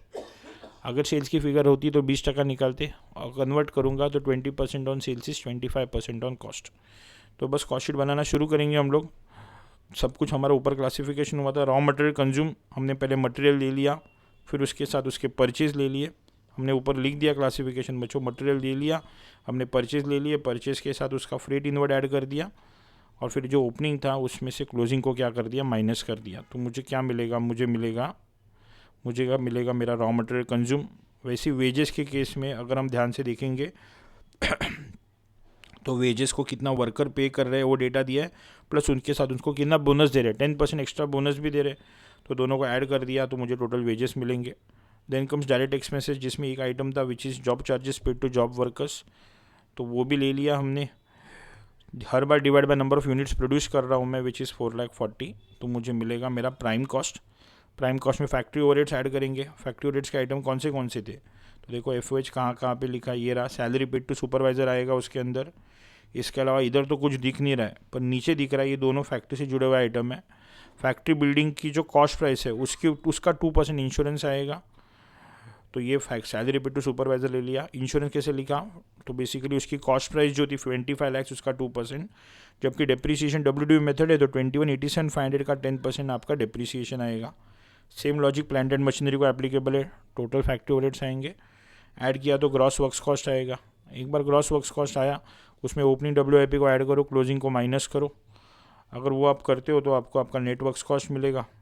नेट वर्क्स कॉस्ट आ गया आपका, किधर गया, ये रहा, ये आ गया। तो उसके बाद फिर अदर आइटम्स ऐड होंगे। अदर आइटम्स में क्या क्या था, प्राइमरी पैकिंग था, उसके अलावा salary paid to production control manager है, सेल ऑफ स्क्रैप माइनस होगा, क्वालिटी कंट्रोल कॉस्ट वापस ऐड होगा। तो ये सब कर दिया, 14 लाख का उसका आंसर आ गया। तो मुझे आ गया कॉस्ट ऑफ प्रोडक्शन 44 लाख, और मैंने बनाए थे बच्चों 4,40,000 यूनिट्स, तो मेरा कॉस्ट पर यूनिट आ रहा है 10 रुपया। तो मैंने करंट ईयर में जो यूनिट बनाया वो 10 रुपये के हिसाब से बनाया। ओपनिंग स्टॉक में मेरे पास 80,000 यूनिट्स थे और उनकी वैल्यूएशन भी 8 लाख रुपये दे के रखी थी, तो मेरा उसका भी कॉस्ट पर यूनिट है 10 रुपया। अभी बच्चों याद रखना, ये बुकिश प्रॉब्लम है, इसके लिए ये भी 10 रुपये में आ रहा है, ये भी 10 में आ रहा है, तो कोई गड़बड़ी नहीं होने का चांस ही नहीं है। पर रियलिटी ऐसी नहीं हो सकती, रियलिटी में एग्जैक्ट कॉस्ट कैसे सेम आएगी, हर साल कुछ ना कुछ तो चीज़ें चेंज होती ही रहती है।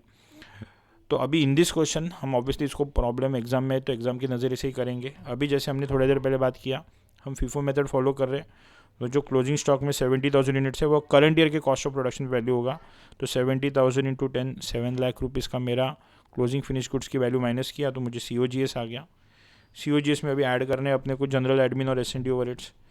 एडमिन के अंदर क्या क्या है, ऑफिस एंड एडमिन के बारे में कहाँ पे डेटा दिया, fees paid to independent director आएगा, salary paid to general manager आएगा, इंडिपेंडेंट डायरेक्टर आ गया, जनरल मैनेजर आ गया। और वैसे ही ऑफिस का नीचे और एक आइटम था, ऑफिस बिल्डिंग था, जिसका डिप्रिसिएशन तो दिया है पर उसका इंश्योरेंस नहीं दिया है, तो डिप्रिसिएशन 10% आएगा 36 लाख का। तो ये सब कर दिया तो मुझे मुझे ऑफिस एंड एडमिन ओवरहेड भी आ गए। उसके साथ साथ सेलिंग एंड डिस्ट्रीब्यूशन ओवरहेड सीधा बोल रहा है 2 रुपये पर यूनिट। तो ऑब्वियसली याद रखना, इसमें हमको यूनिट्स प्रोड्यूस से मल्टीप्लाई नहीं करना है, यूनिट सोल्ड से मल्टीप्लाई करना है। 4,50,000 यूनिट्स बनाए थे तो 9 लाख रुपए का उसका S&D ओवरहेड्स आ गया, सबको ऐड किया तो टोटल कॉस्ट आ गई। कॉस्ट की फिगर है, प्रॉफिट 20% ऑन सेल्स था तो उसको कन्वर्ट किया 25% ऑन कॉस्ट, ऐड किया तो मुझे मेरी सेल्स वैल्यू आ गई। तो ये क्वेश्चन बच्चों बिल्कुल इजी क्वेश्चन था, सिर्फ आपको क्लासिफिकेशन बराबर से पता होनी चाहिए और ये सारे क्लासिफिकेशंस आपके मॉड्यूल के क्वेश्चंस के अंदर इसी तरीके से कवर किए गए, तो I don't think it should be a problem. B part तो बच्चों ऐसे आपको मार्क्स दे दिए थे, बोनस बोला और लेके जाओ चलो 5 मार्क्स, कुछ नहीं, आपको अपने अगर बेसिक पढ़ाई की है तभी भी आपको आ जाएगा। मैं पहले ही बोल रहा हूँ ना, कुछ पेपर ईजी था, ये इतना मुश्किल CA के लेवल के लिए इतना भी डिफिकल्ट पेपर नहीं था। बोल रहा है skilled worker as assigned work, the relevant data is given below. Time rate per hour उसको 1 घंटे का 25 रुपये पे करते हैं, टाइम अलाउड थे 9 घंटे, जबकि उसने काम सिर्फ 6 घंटे में किया, मतलब क्या हमारे बंदे ने 3 घंटे बचाए, तो येस इस time set was 3 hours. The rate per hour is ₹25 per hour. The worker is given an option to choose either Halsey और ओवन प्लान। रियलिटी में वर्कर को कोई ऑप्शन नहीं मिलता, कंपनी तय करती है, पर इस क्वेश्चन ने बोला है कि वर्कर को ऑप्शन दिया गया है, तुमको चाहिए तो हेल्से चूज करो 50% बोनस या Rowan plan. You are required to calculate earnings under both the plans and which plan is more beneficial to the worker. तो बताओ कि दोनों का अर्निंग बताओ और बताओ वो उसके लिए क्या बेटर रहेगा। तो बस टोटल अर्निंग निकालनी है हेल्से और रोवन में। हेल्से हो या रोवन हो, बोनस की अमाउंट अलग अलग रहेगी पर बेसिक अमाउंट तो वही रहेगी, वही जिसने जितना घंटा काम किया multiplied by the rate per hour. तो you work for 6 hours at ₹25 per our, 150 rupees, तो उसका बेसिक दोनों जगह पे सेम ही रहेगा। सिर्फ बोनस कितना मिलेगा, तो हेल्से में बोलता है जितना समय बचाया उसका 50% समय का बोनस मिलेगा, 50-50 शेयरिंग होगी, आधा पैसा बेनिफिट तू रख, आधा बेनिफिट मैं रखता हूँ। तो 3 घंटे का 50%, 1.5 घंटे का बोनस मिलेगा, 1 घंटे का 25 रुपये, 37.5 का बोनस है और 187.5 का उसका अर्निंग आएगा। जबकि रोहन बोलता है तू अगर 9 घंटे का काम अगर 6 घंटे में करता है, 2/3 टाइम में करता है, तो तू जो 3 घंटा बचा रहा है वो अगर तू बचाता नहीं भी उसका भी काम करता तो तू 3 घंटा काम नहीं करता, उसका 2/3 ही समय लेता, मतलब तू 2 ही घंटा काम करता, तो तेरे को हम 2 घंटे का पेमेंट देंगे। तो it is 6 time taken upon time allowed into time saved multiplied by the rate per our. तो 6/9 इंटू 3 इंटू 25, 50 रुपीज़ का बोनस आएगा और 200 रुपये की उसकी अर्निंग आएगी। तो वर्कर की अर्निंग इधर 187.5 है, इधर 200 है, तो विच प्लान इज़ बेटर, तो रोवन इज़ बेटर। तो I hope the question is clear to everyone. It is a very easy question कि उसमें से उसका वर्कर को मोर बेनिफिशियल कौन सा है, तो उसका जहाँ पे अर्निंग ज़्यादा है वो चूज़ करेगा। तो इधर 187 है, उधर 200 है, तो Rowan plan will give the better, will give more earnings to the worker. Clear है सबको? अगला वाला जो क्वेश्चन था बच्चों, प्रोसेस कॉस्टिंग का क्वेश्चन था, है तो इजी क्वेश्चन पर कुछ लोगों शायद से इसमें कंफ्यूज हो सकते हैं, तो वो कंफ्यूजन नहीं होना है, बस आपको ध्यान रखना है इस क्वेश्चन में। बोल रहा है chemical compound manufacture through 2 processes, namely process X and process Y. 2 process से काम गुजर के फिर अल्टीमेटली प्रोडक्ट बनता है। Product Y is dependent on the output generated by product X. Product Y बनाने के लिए एक्स का आउटपुट आना जरूरी है। And a semi finished chemical compound received from process X shall be mixed up with further material in process Y. मतलब बोल रहा है प्रोसेस वाई में काम जब भी करते हैं तभी कुछ काम आता है एक्स से, सेमी फिनिश ऑब्वियसली पूरा नहीं हुआ है, प्रोसेस एक्स पहली प्रोसेस है, प्रोसेस वाई सेकंड प्रोसेस है, तो प्रोसेस एक्स का जो आउटपुट है वो सेमी फिनिश ही होगा, सीधी बात है, वो फाइनल प्रोडक्ट नहीं है। तो उससे एक्स से हम कुछ काम लेते हैं और उसमें हम फर्दर मटेरियल को मिक्स करते हैं। वाई में अपना खुद का और कुछ मटेरियल जाता है और दोनों को मिक्स करने के बाद काम होता है। मतलब वाई में काम करने के लिए एक्स से भी मटेरियल लाया जाता है प्लस बाहर से भी कुछ चीज़ खरीदी जाती है और दोनों को ऐड करके आगे जाके प्रोसेस वाई में काम होता है। The details of the cost and the other particulars of each process is as follows. दोनों प्रोसेस का डेटा दिया आपको।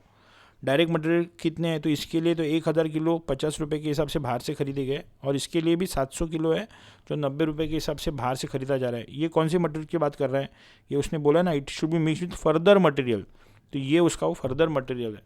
पर उसके साथ साथ वाई में और एक चीज़ आने वाली है, वो आने वाली है जो एक्स उसको ट्रांसफ़र करेगा।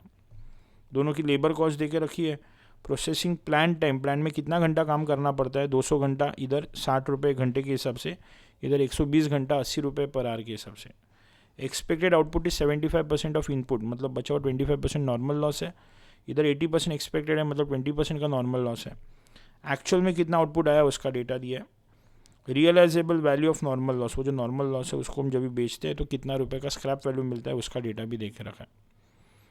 बाद में बोल रहा है the development overheads for the period, the departmental overhead for the period was ₹30,000। Overall period overheads कितने पूरे कंपनी के 30,000 रुपये है and is absorbed in each process on direct labour cost. और उसको बांटने के लिए लेबर कॉस्ट का बेस लेके आपको डिस्ट्रीब्यूट करना है उस ओवरहेड्स को। ओवरहेड्स को बांटने के जैसे हमने पहले बात किया ट्रेडिशनल कॉस्टिंग में 6 अलग अलग मेथड से, यहाँ पे भी कौन सी मेथड फॉलो हो रही है, तो लेबर कॉस्ट को बेस लेके बांटने की बात कर रहा है।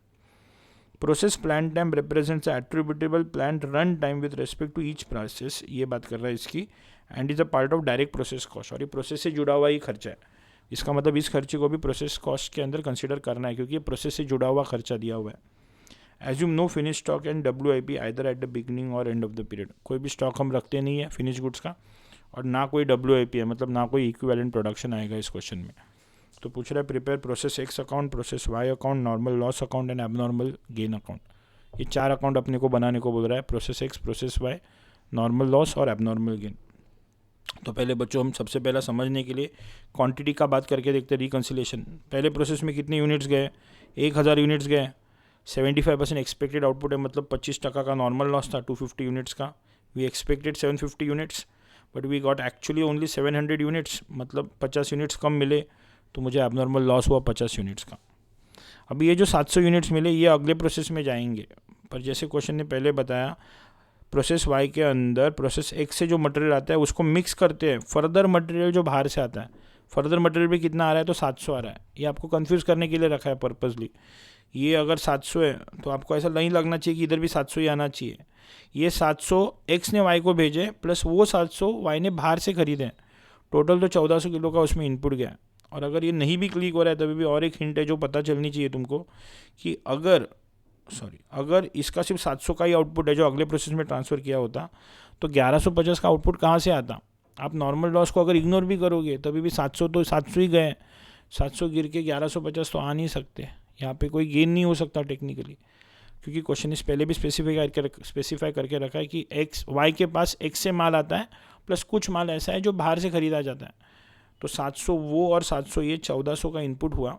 टोटल इनपुट का 80% एक्सपेक्टेड है, मतलब 20% नॉर्मल लॉस है। तो 1120 मिलने चाहिए थे पर 1150 मिले हैं, मतलब 30 units is the abnormal gain. You got more amount than what is expected. तो एक बार ये क्लियर रहेगा तो आगे तो कैलकुलेशन ईजी है। ओवरहेड के बारे में बात करते हैं तो overheads of 30,000 is distributed on the basis of direct labour cost. तो डायरेक्ट लेबर कॉस्ट कितनी है, 35 एंड 25 60,000 है। तो 30,000 को बांटना है ओवरहेड्स को लेबर को बेस लेके, और लेबर का फिगर है 60,000, मतलब overheads is half of your labour cost. For 60,000 of labour you are incurring 30,000 of overheads, which means the overhead absorption rate is 50% of direct labour. तो जितना लेबर रहेगा उसका 50% हम क्या करेंगे, हम ओवरहेड्स को ट्रीट करेंगे। तो बस अभी अकाउंट बनाएंगे बच्चों। Process X account, material 1000 into 50,000 आ गया मटेरियल की फिगर। लेबर तो दिया हुआ है 35,000, तो वो ले लिया। प्लांट का कॉस्ट कितना दे के रखा है, तो प्लांट का कॉस्ट है 200 घंटा, हर घंटे का 60 रुपया, तो प्लांट फिगर इज 12,000। ओवरहेड्स के बारे में अभी बात हुई थी। लेबर की जो फिगर है उसका 50%, तो ओवरहेड्स आ गया। अच्छा ये डाले 1000, उसमें से नॉर्मल लॉस कितना था, 250 यूनिट्स। नॉर्मल लॉस का वैल्यूएशन स्क्रैप वैल्यू पे होता है। स्क्रैप वैल्यू दिया है 8 रुपीज़ पर kg, तो 250 इंटू 8 ये आया 2000। तो मिलना चाहिए था 750 पर मिला है 700, तो प्रोसेस वाई में ट्रांसफ़र हुआ 700 और 50 एबनॉर्मल लॉस है। ये दोनों का वैल्यूएशन कॉस्ट पर यूनिट पे होगा, तो मेरे को पहला कॉस्ट पर यूनिट निकालना पड़ेगा, विच इज़ टोटल कॉस्ट, सबको ऐड किया 1,14,500 minus scrap value of normal loss which is 2000 divided by your expected output which is 750 units, तो you get cost per unit of 150। तो दोनों को इंटू 150 करेंगे तो हमको मेरे को उसकी वैल्यूएशन मिल जाएगी। तो जैसे प्रोसेस एक्स का अकाउंट बनाया वैसे प्रोसेस वाई का अकाउंट बनेगा। उसमें सबसे पहला तो ये ट्रांसफ़र हो क्या आएगा 700 और 1,05,000 प्लस और 700 बाहर से ख़रीदे हैं 90 रुपये के हिसाब से, तो ये भी और गए। उसके अलावा उसका क्या क्या लेंगे अपन, लेबर लेंगे, मशीन टाइम लेंगे और ओवरहेड्स याद रखना है, लेबर का 50% था तो लेबर लिया, प्लांट का कॉस्ट लिया, ओवरहेड्स लिया। इसके नॉर्मल लॉस में कितने यूनिट्स थे इसके अंदर, तो इसके 280 यूनिट्स थे, तो 280 units at the scrap of ₹5 पर यूनिट, तो वो नॉर्मल लॉस ले लिया। उसके कितने आउटपुट मिले थे 1150 यूनिट्स मिले थे और 30 एक्स्ट्रा मिले थे, तो 30 एबनॉर्मल गेन है। तो सेम वही करेंगे, cost per unit total cost which is 2,15,100 minus scrap value of normal loss divided by expected output which is 1120, you get cost per unit of 190.8। तो जो आपका फिनिश गुड्स है और आपकी जो एबनॉर्मल गेन है दोनों को आप CPU से मल्टीप्लाई करो कॉस्ट पर यूनिट से, you get the figure. Last में इसको दो अकाउंट चाहिए थे, नॉर्मल लॉस अकाउंट और एबनॉर्मल गेन अकाउंट। तो प्रोसेस एक्स में नॉर्मल लॉस हुआ था 250 यूनिट्स का, 2,000 रुपीज़ की उसकी स्क्रैप वैल्यू थी, तो ये प्रोसेस नॉर्मल लॉस अकाउंट के डेबिट साइड में आया, इसको बेच के हमको उतना ही पैसा मिलेगा, तो बाय बैंक आएगा। वैसे प्रोसेस वाई का नॉर्मल लॉस था 280 यूनिट्स और 1,400 रुपीज़ थे उसके, पर ये बनाते हो हमको एबनॉर्मल गेन के बारे में ध्यान रखना है कि 280 भले हमने लॉस सोचा था पर एक्चुअली 30 का कभी लॉस हुआ ही नहीं, क्योंकि वो एबनॉर्मल गेन में कन्वर्ट हुए। तो हमने सेल सिर्फ 250 की है ₹5 के हिसाब से 1250, और बचा हुआ जो है वो एबनॉर्मल गेन अकाउंट में ट्रांसफ़र किया 30 यूनिट्स एट ₹5 पर यूनिट। तो एबनॉर्मल गेन अकाउंट में ये नॉर्मल लॉस की यूनिट्स की स्क्रैप वैल्यू आई, जबकि उसकी वैल्यूएशन हमने किस पे की थी, उसकी वैल्यूएशन हमने की थी 30 यूनिट्स एट 5724, मतलब हम सिंपल वर्ड्स में बोल रहे हैं 30 यूनिट्स हमने एक्स्ट्रा बनाए जिसमें 5724 मिल गए हमको। पर अगर ये नहीं भी बनते तभी भी ये नॉर्मल लॉस में जाते, और नॉर्मल लॉस में जाते तो 150 रुपये तो मेरे को वैसे भी कमा के देने वाले ही थे, तो मुझे पूरे 5724 का फ़ायदा नहीं हुआ है, उसमें से 150 का फ़ायदा तो वैसे ही होने वाला था by the name of normal loss, जो अभी मिला नहीं है। तो मेरा नेट फ़ायदा सिर्फ है 5574 का। So this abnormal gain will be transfer to costing P&L, abnormal gain to costing P&L, मतलब अब ये P&L के क्रेडिट साइड में डालोगे। You should note that abnormal gain account में कॉस्टिंग P&L अकाउंट आ रहा है, नॉर्मल लॉस के अंदर कोई कॉस्टिंग P&L नहीं आ रहा है, बिकॉज यहाँ पे हमारी कोई गलती ही नहीं है, तो इसमें कोई कॉस्टिंग P&L आने का सवाल ही नहीं आता है। जो कुछ भी फ़ायदा नुकसान हो रहा है वो प्रोसेस की वजह से हो रहा है, तो इसमें P&L अकाउंट आने वाला नहीं है। I hope the question is clear to everyone. It was an easy question, but at the same time वो क्वांटिटी में कभी कभी बच्चा गड़बड़ कर सकता है, वो नहीं करना है। फिर 3B की तरफ जाते हैं बच्चों। Again easy question marginal costing का, बट अगेन बिट ट्रिकी, थोड़ा सा तुमको सोच समझ के करना है। बोल रहा है SW limited manufactures linen bed covers, हमारी कंपनी है जो बेड के कवर्स बनाती है। The present cost data is as follows, variable cost of manufacturing is 200, variable selling and distribution cost is 300 per unit. तो मुझे पता चलता है कि मेरी टोटल वेरिएबल कॉस्ट 300 रुपया पर यूनिट है। मेरी फिक्स कॉस्ट दी है 16 लाख रुपया, सेलिंग प्राइस दिया 800 रुपया, expected profit for the coming year is 8 lakh rupees. मेरे को 16 लाख रुपए की फिक्स कॉस्ट इनकर होने वाली है, 800 में बेचता हूँ और एक्सपेक्टेड प्रॉफिट कितना है तो 8 लाख रुपया। The management could sense a stage of stagnation और deterioration in the future sales with the new entrant RK Enterprises, मतलब बोल रहा है कॉम्पिटिशन आ रही है मार्केट में। The SW limited has approach to one marketing consultant firm for the study of cost volume profit analysis. The firm assigned 3 alternatives to fix the sales growth by tinkering with the selling price. वो बोल रहा है market में competition आ रही है तो हमारा cell नहीं हो रहा है, तो हमने किसी कंसल्टेंट को पूछा, तो वो बोलता है तुम्हारी थोड़ी सेल प्राइस कम करो, तुम्हारी क्वांटिटी खुद ब खुद बढ़ जाएगी। लॉ ऑफ डिमांड की बात कर रहा है वो, ताकि आप ज़्यादा से ज़्यादा बेच के आप प्रॉफिट कमा सको। तो उस हमने हमको 3 ऑल्टरनेटिव्स दिए हैं, 3 ऑप्शंस दिए हमारे सामने। बोलता है रिड्यूस सेलिंग प्राइस, आप बोलता है 10% से प्राइस कम करो। Projected increase in sales in units from the sales level to generate 8 lakh profit. अभी जो 8 लाख का प्रॉफिट जो आपने सोचा था, वो जो यूनिट्स थे उससे आपके सेल्स इधर 15% से बढ़ेंगे। मतलब बोल रहा है प्राइस 10% से कम करो, आपकी क्वांटिटी 15% से बढ़ेगी। इलास्टिसिटी ऑफ डिमांड की बात करता है वो। अगर आपने प्राइस और कम की तो क्वांटिटी आपकी और बढ़ सकती है, और वैसे 15% कम की तो 25% से क्वांटिटी बढ़ सकती है। पर ये सब कहाँ से, तो आपके जो बेसिक लेवल दिया है फ्रॉम 8 लाख प्रॉफिट की जो फिगर है उसके थ्रू उससे कंपेयर ये चीज़ें होने वाली है। तो calculate the effect of profit under each alternative and recommend which alternative is most likely to be adopted to get the maximum profit. तो इसमें से कौन सा ऑप्शन कंपनी के लिए बेस्ट रहेगा, इसमें से कौन सा सजेशन हमको ले लेना चाहिए, ये देखना है। तो उसके लिए मेरे को तो बच्चों पहला तो सबसे करंट लेवल के यूनिट्स पता होने चाहिए, जो स्ट्रेट फॉरवर्ड दिए नहीं है पर एक तरीके से पता चलते हैं। कैसे, देखो सेलिंग प्राइस दी है, वेरिएबल कॉस्ट दी है, आपको कॉन्ट्रीब्यूशन पर यूनिट आएगी। और वैसे आपको पता है contribution minus fix cost is profit, तो I know contribution is equal to profit plus fix cost. This is the figure of profit and this is the figure of fix cost. दोनों को add करेंगे तो total contribution मिलेगा। तो एक जगह से टोटल कॉन्ट्रीब्यूशन मिलेगा, एक जगह से पर यूनिट कॉन्ट्रीब्यूशन मिलेगा। तो total contribution divided bye contribution per unit करोगे तो आपको नंबर ऑफ यूनिट्स मिल सकते हैं। तो वही किया है, देखो वेरिएबल कॉस्ट 300 रुपये पर यूनिट, 800 की सेलिंग प्राइस में से 300 माइनस किया, कॉन्ट्रीब्यूशन पर यूनिट आया 500, जबकि total contribution is profit plus fix cost, दोनों को ऐड किया तो 24 लाख आ रहा है। तो total contribution divided by per unit contribution करेंगे, you get the figure of 4800 units. मतलब फिलहाल हम 4800 यूनिट्स बेच रहे हैं और सामने वाला अभी हमको पूछ रहा है बताओ इसमें से कौन सा ऑप्शन चूज़ करें। एक बात तो सीधी सीधी बात है बच्चों कि तीनों में से कोई भी ऑप्शन चूज़ करो, फिक्स कॉस्ट तो हमारी चेंज होने वाली नहीं है। तो जब भी हम डिसीजन मेकिंग के लिए बैठेंगे हमको फिक्स कॉस्ट को इग्नोर करके ही सोचना है। हमको बस देखना है जहाँ पे मेरा कॉन्ट्रीब्यूशन बढ़ सकता है उसको चूज़ करना है, बिकॉज अल्टीमेटली फिक्स कॉस्ट तो वही इनकर करनी है। तो 3 ऑल्टरनेटिव्स दिए, तीनों ऑल्टरनेटिव्स में सेलिंग प्राइस कम हो रही है, तो हम देखते हो कैसे इवेल्यूएट किए। 3 ऑल्टरनेटिव्स है। परसेंटेज रिडक्शन इन प्राइस कितना दिया है, 10%, 12.5% एंड 15%। तो जो ओरिजिनल सेलिंग प्राइस थी हमारी, कितनी ओरिजिनल सेलिंग प्राइस थी, 800 थी, अगर 10% से कम करेंगे तो 720 की सेलिंग प्राइस होगी, इधर 700 की और इधर 680 की। प्राइस कम कर दी पर प्रोडक्ट तो वही है, तो प्रोडक्ट का टोटल वेरिएबल कॉस्ट अभी भी 300 ही रहने वाला है। तो variable cost per unit remains at 300, तो your revise contribution per unit is 420, 400 and 380। Contribution per unit कम हो गया, देखो जो पहले 500 था अभी 420 हो गया, इधर 400 हो गया, इधर तो 380 हो गया। तो एक जगह से नुकसान तो खा रहे हैं, पर फ़ायदा क्या है, उसके सामने अभी हमारे यूनिट्स बढ़ेंगे। पहले कितनी यूनिट्स बेच रहे थे, 4800। In this case the units is going to increase by 15%, तो 4800 की जगह पे अभी 5520 आएगा, इधर 5760 आएगा, इधर 6000 आएगा। हर जगह पे यूनिट्स बढ़ गए। Now I know units multiplied by contribution per unit is total contribution. तो मैंने तीनों केस का टोटल कॉन्ट्रीब्यूशन निकाला, 23,18,400, 23 लाख 4 एंड 22 लाख 80,000। तो ये 3 अलग अलग सिनेरियो में क्या क्या कॉन्ट्रीब्यूशन आएंगे ये हम देख रहे हैं। पर मज़े की बात यह है कि तीनों जो कॉन्ट्रीब्यूशन है वो तीनों की तीनों कॉन्ट्रीब्यूशन जो एग्जिस्टिंग कॉन्ट्रीब्यूशन जो हम सोच रहे थे उससे कम ही आ रहे हैं।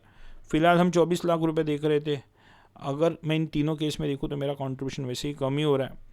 तो अगर इस सजेशन के एंगल से देखा जाए तो ये सजेशन से आपका कॉन्ट्रीब्यूशन या प्रॉफिट बढ़ नहीं रहा है, इनफैक्ट आपका कॉन्ट्रीब्यूशन या प्रॉफिट कम ही हो रहा है।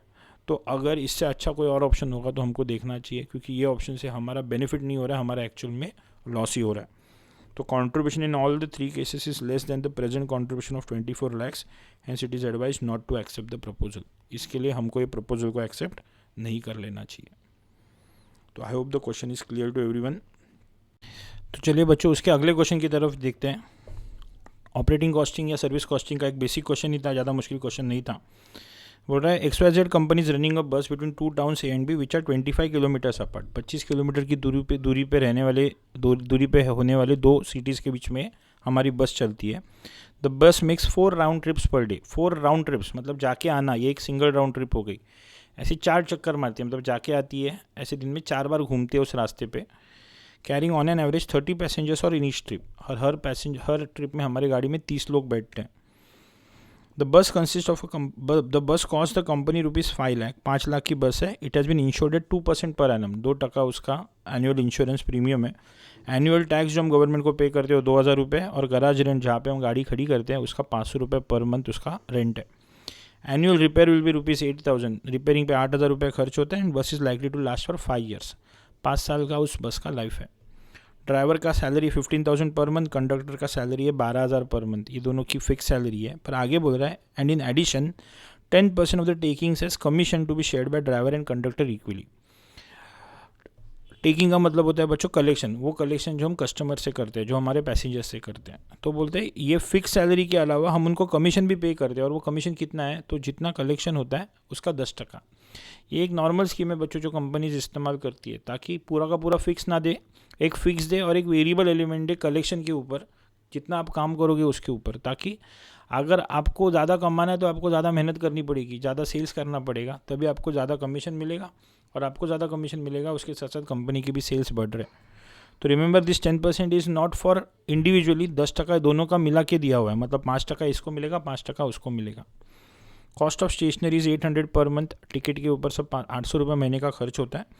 Manager come accountant salary is 35,000 per month, वो मैनेजर जो हमारे पास इसका अकाउंटिंग करता है उसका 35,000 रुपये महीने का पगार है। Petrol and oil will cost 1000 rupees for 100 kilometre, 1000 रुपया 100 किलोमीटर के लिए, मतलब 1 किलोमीटर का 10 रुपया। एज्यूम 15% प्रॉफिट, कंपनी है तो प्रॉफिट चाहिए, 15% प्रॉफिट चाहिए। कलेक्शन के ऊपर ही बोल रहा है on taking. Depreciation will be charge on SLM method, SLM method पे डेप्रिसिएशन है। You are required to calculate the bus fare to be charge per passenger kilometre, एक पैसेंजर से 1 किलोमीटर का कितना पैसा हमको लेना चाहिए। The bus runs on an average 25 days in the month, महीने का 25 दिन हम काम करते हैं। तो बच्चों ऐसे क्वेश्चन में बच्चों ईजी है, याद रखना है तुमको एक सिंगल बेस लेकर कैलकुलेट करना है। मतलब अगर एनुअल फिगर चाहिए तो तुमको सारी की सारी फिगर एनुअल बेसिस पे लेनी है, मंथली लेना है तो तुमको सारी की सारी फिगर मंथली बेसिस पे लेनी है, ताकि कैलकुलेशन सही हो। अगर आपने एक मंथली लिया एक एनुअली लिया तो आपका आंसर गलत जाने वाला है। You are free to choose whatever you want to, your final answer is going to remain the same. मैंने क्या किया, मैंने एनुअल बेसिस पे कैलकुलेशन करके रखा है, आप चाहिए तो मंथली बेसिस पे भी करते तभी भी चलता, फाइनल आंसर आपका अभी भी वही आता। तो दो चीज़ें लगने वाली है बच्चों, एक किलोमीटर के बेसिस पे पेट्रोल का कॉस्ट है तो मुझे टोटल किलोमीटर लगेंगे, और मुझे लास्ट में पर पैसेंजर किलोमीटर पूछा है तो मुझे पैसेंजर किलोमीटर लगेंगे। तो पहले मैंने टोटल एनुअल किलोमीटर्स निकाल लिए। तो 25 किलोमीटर वन वे डिस्टेंस है जाके आने का, इसके लिए इंटू 2 50 किलोमीटर एक ट्रिप में हो गया। ऐसे क्वेश्चन ने बोला दिन की 4 ट्रिप, तो इसके लिए इंटू 4 किया। ऐसे महीने के कितने दिन हम काम कर रहे हैं बच्चों, महीने के हम 25 दिन काम कर रहे हैं, तो इसके लिए इंटू 25 किया। और फाइनली हम पूरे साल की बात कर रहे थे, इसके लिए इंटू 12 किया, तो 60,000 किलोमीटर हो गए। हमारे पास एक ही बस थी, अगर एक से ज़्यादा बस होती तो इधर भी इसको और मल्टीप्लाई करना पड़ता। अच्छा, पैसेंजर किलोमीटर्स कैसे आएंगे, तो हमको बताया कि हर ट्रिप में हमारे पास 30 लोग बैठते हैं, तो 60,000 किलोमीटर चल रहे हैं, हर किलोमीटर में हमारी गाड़ी में 30 पैसेंजर्स है, तो टोटल मेरे 18 लाख पैसेंजर किलोमीटर्स आ गए। बस अभी मैं कैलकुलेट करूँगा मेरी टोटल कॉस्ट। ऑपरेटिंग कॉस्टिंग के अंदर हम कॉस्ट को स्प्लिट करके दिखाते हैं प्रेजेंटेशन के पर्सपेक्टिव से, फिक्स कॉस्ट और वेरिएबल कॉस्ट को। फिक्स कॉस्ट को हम स्टैंडिंग चार्जेस बोलते हैं, वेरिएबल कॉस्ट को ऑपरेटिंग कॉस्ट बोलते हैं। ऐसी कॉस्ट जिसका बस के चलने से लेना देना है उसको स्टैंडिंग चार्जेस बोला जाता है। ऐसी कॉस्ट जिसका बस के पैसेंजर से सीधा सीधा लेना देना है उसको ऑपरेटिंग कॉस्ट बोला जाता है। और वो कॉस्ट जिसका बस में कितने लोग बैठ रहे हैं, क्या हो रहा है, उससे कोई लेना देना ही नहीं है, उसको हम स्टैंडिंग चार्जेस बोलते हैं। तो हम देखेंगे, बस स्प्लिट करते जाएंगे, तो बस डेटा देखते जाते हैं। क्या बोल रहा है, कंपनी बस चलाती है, 25 किलोमीटर की दूरी है। द बस will make 4 trips in a day carrying 30 passengers, ये तो हमने ऑलरेडी इस्तेमाल कर लिया। बाद में बोल रहा है the bus cost ₹5 lakh, it has been insured at 2% per annum, तो उसका साल का इंश्योरेंस आएगा 5 लाख का 2%, 10,000 जो फिक्स कॉस्ट है, स्टैंडिंग कॉस्ट है। एनुअल टैक्स ही दिया, सीधा सीधा साल का ही फिगर दिया है 2,000 रुपया, ये भी आपका फिक्स कॉस्ट हो गया। गराज का रेंट कितना है, 500 रुपया पर मंथ बोला है, इसके लिए इंटू 12 कर दिया, तो ये भी आपकी फ़िक्स कॉस्ट हो गई 6,000 रुपया। फिर बाद में बोल रहा है annual repairs is ₹8,000 which is again a standing cost 8,000 and bus is likely to last for 5 years. Bus की कॉस्ट दी थी 5 लाख और उसका लाइफ दिया तो हमने उसका डिप्रिसिएशन भी निकाल लिया 1 लाख रुपया, वो भी फिक्स कॉस्ट हो गई। फिर उसके बाद बोल रहा है ड्राइवर का सैलरी 15,000 पर मंथ दिया है, ये फिक्स सैलरी है, तो 15,000 इंटू 12 1,80,000 उसकी फ़िक्स कॉस्ट हो गई। कंडक्टर का 12,000 पर मंथ है तो इंटू 12 किया 1,44,000 बच्चों, इसकी भी फिक्स कॉस्ट हो गई। फिर उसके बाद क्या दिया उसने, उसके साथ साथ उसको कमीशन मिलने वाला है 10% ऑफ टेकिंग। कमीशन कितना है, तो 10% ऑफ टेकिंग है, टेकिंग का मतलब ही कलेक्शन, और वही कलेक्शन हमको ढूंढना है, तो कमीशन की फिगर हमको एज ऑफ नाउ तो पता नहीं चल सकती, ये याद रखना, ये अपने को कैलकुलेट करना है। आगे बढ़ते क्वेश्चन के साथ, स्टेशनरी पे 800 रुपये पर मंथ खर्च हो रहा है। आई एज्यूम कि स्टेशनरी नंबर ऑफ पैसेंजर्स जितने आएंगे उसके ऊपर डिपेंड करता है, टिकट का सब खर्चा, इसके लिए मैंने उसको ऑपरेटिंग में ले लिया। आप अगर ऊपर लेते तभी भी कोई फ़र्क नहीं पड़ता, क्योंकि वैसे भी हमको टोटल कॉस्ट ही लेना देना है। 800 पर मंथ था तो 800 इंटू 12 किया 9,600 आ गया। पेट्रोल का खर्चा 1,000 रुपया 100 किलोमीटर का, मतलब भी उसके पहले क्या दिया, मैनेजर और अकाउंटेंट का 35,000 पर मंथ है, तो 35,000 इंटू 12 4,20,000 फिक्स कॉस्ट में आ गई। पेट्रोल का खर्चा कितना दिया उसने, 1,000 रुपीज़ फॉर 100 किलोमीटर, मतलब 1 किलोमीटर का 10 रुपया, और हमने ऊपर कैलकुलेट किया था 60,000 किलोमीटर हम चलते हैं, तो पेट्रोल का आ गया 6 लाख रुपया। तो बच्चों सारे खर्चे हो गए। लास्ट में चाहिए प्रॉफिट चाहिए 15% ऑन टेकिंग। तो पहला तो ये दोनों को ऐड किया, टोटल कॉस्ट आ गई। याद रखना ये टोटल कॉस्ट में अभी भी कमीशन आया नहीं है, अभी इसमें कमीशन पहले ऐड होगा तभी टोटल कॉस्ट आएगी, क्योंकि ये एक्सक्लूडिंग कमीशन है तो इसमें कमीशन ऐड करेंगे तो टोटल कॉस्ट आएगी, उसमें प्रॉफिट ऐड करेंगे तो कलेक्शन आएगा। पर इसमें से कोई भी फिगर स्ट्रेट फॉरवर्ड पता नहीं है, तो मैंने वो इक्वेशन पहला लिख दिया, total cost excluding commission add commission plus profit is equal to taking. मज़े की बात यह है कि ये दोनों का कलेक्शन लिंक आपके टेकिंग के साथ दिया है। प्रॉफिट कितना बोल रहा है 15% ऑन टेकिंग, कमीशन कितना बोलता है 10% ऑन टेकिंग, ये दोनों बताया आपको उसने। तो अगर मैं टेकिंग को 100 एज्यूम करूँ तो प्रॉफिट चाहिए 15, कमीशन चाहिए 10, मतलब ये दोनों का टोटल है 25, तो मतलब बचा हुआ 75 मेरी टोटल कॉस्ट हो सकती है। और टोटल कॉस्ट तो मैंने ऑलरेडी निकाल के रखी है 1479,600, तो ये आ गया। तो क्रॉस मल्टीप्लाई करके आप बाकी के कैलकुलेशंस कर सकते हो। Commission will be 1479,600 into 10/75, this will be profit will be into 15/75। ऐसा करते करते ऐड करेंगे तो दिस इज़ माई टेकिंग्स। पर उसको चाहिए फेयर पर पैसेंजर किलोमीटर, तो हमको क्या करना पड़ेगा, नंबर ऑफ़ पैसेंजर किलोमीटर से डिवाइड करना पड़ेगा, जो ऊपर कैलकुलेट किए थे मैंने 18 lakhs।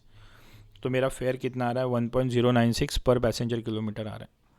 तो आई बिलीव ये क्वेश्चन तुमको क्लियर हुआ रहेगा। इजी क्वेश्चन था, ज़्यादा मुश्किल क्वेश्चन नहीं था। अगला क्वेश्चन जो था बच्चों वो कॉस्ट शीट का ही वापस क्वेश्चन था, जिसमें थोड़ा बहुत ओवरहेड से जुड़ा हुआ डेटा दिया था। क्या बोल रहा है question, LMN foods is a manufacturer of organic snacks, ये कंपनी है जो एक स्नैक्स बनाती है।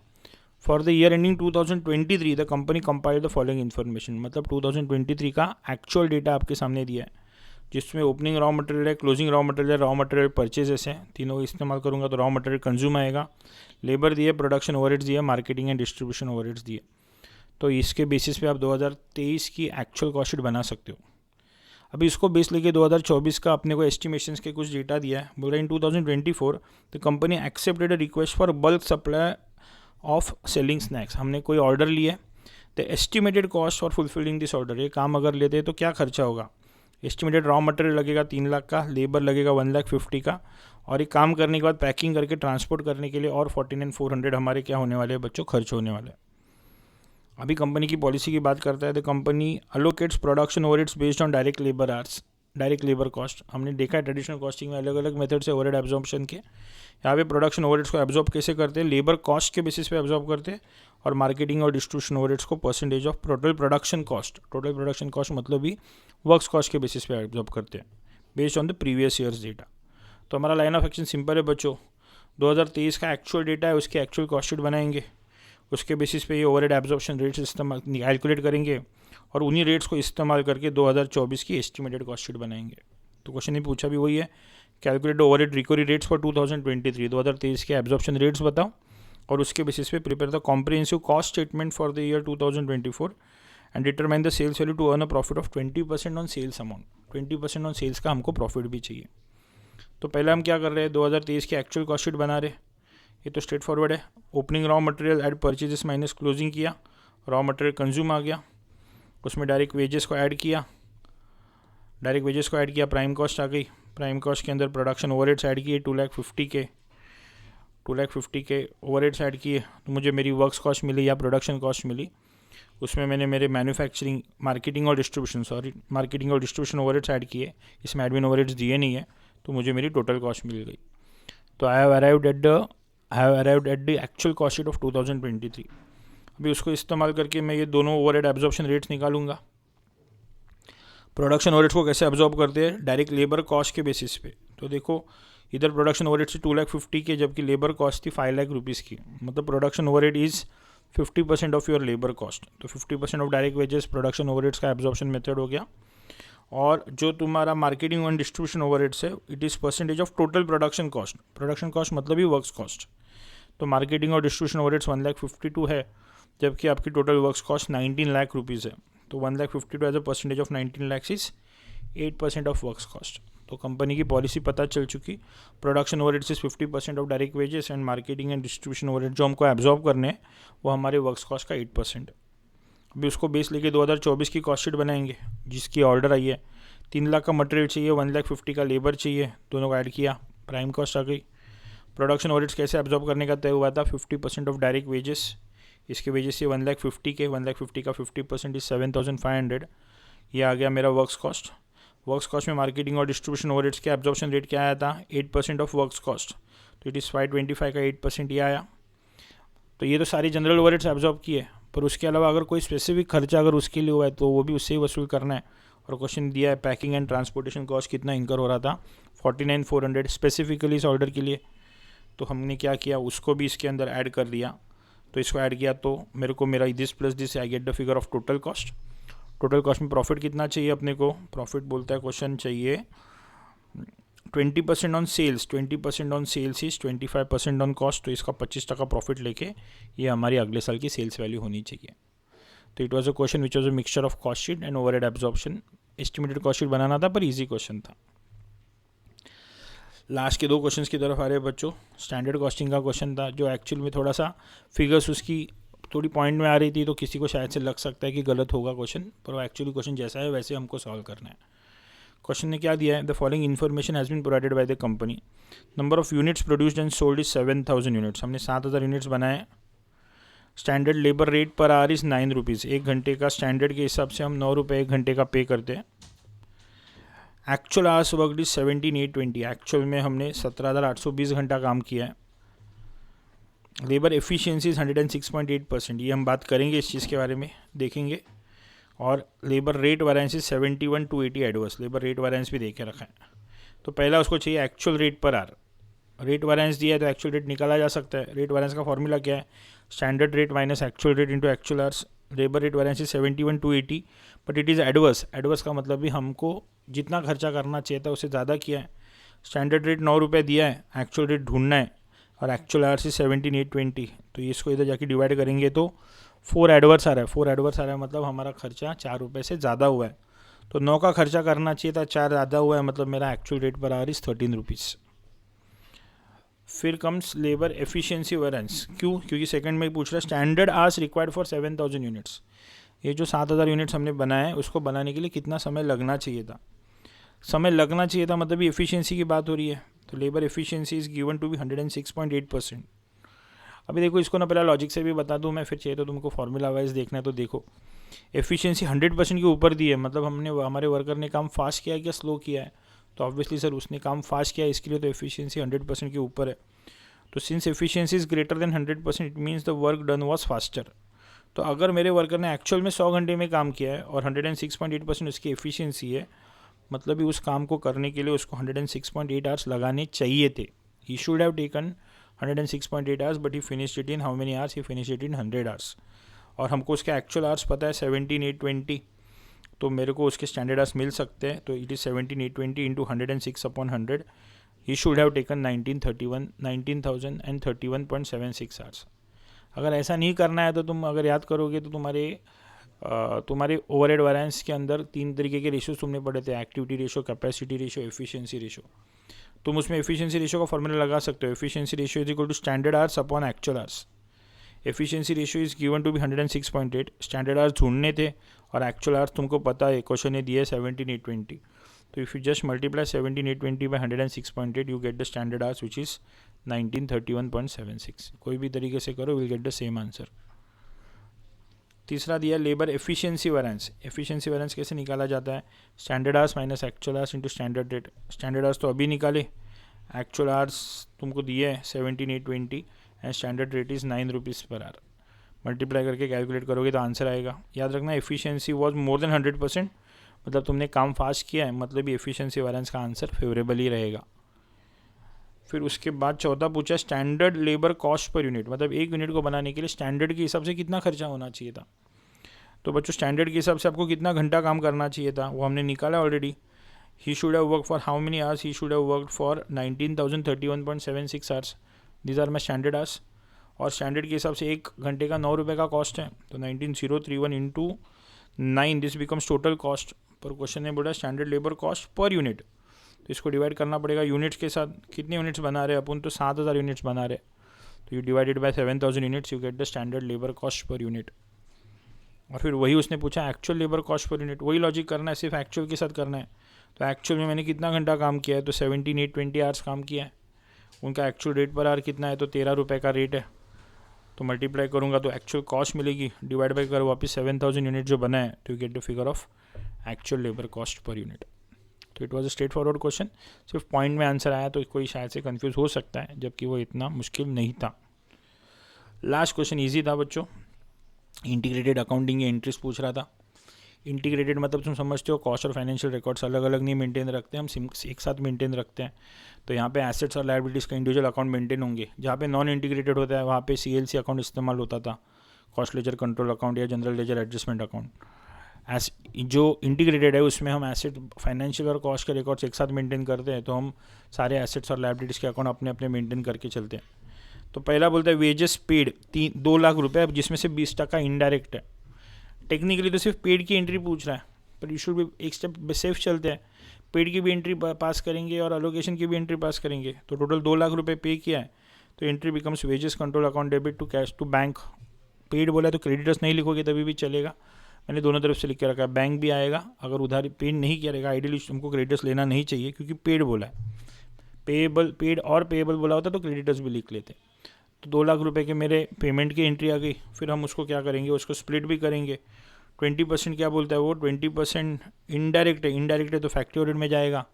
जो 80% डायरेक्ट है वो कहाँ पे जाएगा, WIP कंट्रोल में जाएगा। तो it is WIP control, factory audit control to wages control, 80% WIP में और 20% आपके फैक्ट्री ओवरहेड्स के अंदर। फिर उसका अगला पार्ट बोलता है selling and distribution overheads incurred, ये स्पेसिफिकली बोल रहा है जो खर्चा हुआ है उसका डेटा दिया है। तो सीधी बात है, S&D overhead control account debit to bank. अगर पेमेंट हुआ है, पे नहीं हुआ रहेगा, क्रेडिटर्स आउटस्टैंडिंग रहेगा तो क्रेडिटर्स अकाउंट के सामने आएगा। अगर आपको इसको एलोकेशन दिखाना होता तो इसको कॉस्ट ऑफ सेल्स में ट्रांसफर करते हैं by saying the entry cost of sales account debit to S&D overhead control account. Then comes deficiency found in stock taking, material में शॉर्टेज मिला है, पर याद रखना है नॉर्मल शॉर्टेज दिया है। नॉर्मल शॉर्टेज है मतलब हमारी गलती नहीं है, प्रोसेस का ही पार्ट है, तो उसको एक इनडायरेक्ट कॉस्ट ट्रीट करके फैक्ट्री ओवरहेड्स में ट्रांसफर करेंगे। तो it will be factory overhead control account debit, नुकसान है। और स्टॉक, मटेरियल की स्टॉक में अगर शॉर्टेज मिला है तो स्टोर्स का बैलेंस कम होना चाहिए, तो it is factory overhead control account debit to stores ledger control account. Correct. अगर ये नॉर्मल की जगह पे एबनॉर्मल होता तो हमारी गलती होती, तो ये P&L अकाउंट में ट्रांसफ़र किया जाता। नॉर्मल है, हमारी गलती नहीं है, तो ओवरहेड को इनडायरेक्ट कॉस्ट करके हम ट्रीट करके चलेंगे। और लास्ट में बोल रहा है फैक्ट्री ओवरहेड्स अंडर एब्जॉर्ब हुआ है, मतलब भी कम एब्जॉर्ब हुआ है, मतलब फ़ायदा हुआ है क्या नुकसान हुआ है, नुकसान हुआ है। और अगर नुकसान हुआ है तो P&L अकाउंट डेबिट होना चाहिए। कॉस्टिंग P&L अकाउंट हम आमतौर पे इस्तेमाल करते हैं जब भी हम नॉन इंटीग्रेटेड की बात करते हैं। इंटीग्रेटेड केस में हम लोग P&L अकाउंट इस्तेमाल करते हैं। तो profit and loss account debit to factory overhead control account, factory overhead का अंडर एब्जॉर्प्शन हुआ है तो P&L account debit to factory overhead control account. तो ये इस तरीके से इसकी एंट्रीज आएंगी। बच्चों इसके आगे के जो क्वेश्चंस थे ये बेसिक थियोरेटिकल क्वेश्चन थे जिनके आंसर्स तुमको रेडीमेड मॉड्यूल के अंदर मिल जाएंगे। प्रैक्टिकल पार्ट में हेल्प लगती है कि बाबा क्या एक्चुअली आंसर होगा, थियोरी तो वैसे भी मॉड्यूल में मिल जाती है। तो बच्चों इस सॉल्यूशन के डिस्कशन को हम इधर ही रोक देते हैं आज के लिए। आई होप कि ये जो मैंने आपको सब सॉल्यूशंस बताए ये आपको हेल्प करेंगे, आपकी गलती कहाँ पे हो रही है ये आपको समझने के लिए काम में आएंगे, ताकि वो गलती आगे जाके कभी भी जब भी तुम इसको नॉलेज पर्सपेक्टिव से देखोगे ये गलती रिपीट ना हो। तो जैसे मैंने स्टार्टिंग में ही बताया बच्चों कि मैं इस चैनल के ऊपर CA से जुड़े हुए एजुकेशनल कंटेंट डालते रहता हूँ। तो अगर आप CA में कोई प्रोफेशनल कोर्स कर रहे हो तो चैनल को सब्सक्राइब करो, अपने दोस्तों को भी शेयर करना और ज़्यादा से ज़्यादा लोगों को इसका बेनिफिट मिले, बस यही सोचना। ठीक है। तो जैसे मैंने यहाँ पे कॉस्टिंग का पेपर डाला है वैसे मैं आगे जाके FM का भी पेपर इसके अंदर डालने वाला हूँ मैं, और एजुकेशनल कंटेंट इस चैनल के अंदर रेगुलर बेसिस पे मैं अपडेट करते जाऊँगा। तो stay tune to the channel बच्चों। Bye everyone.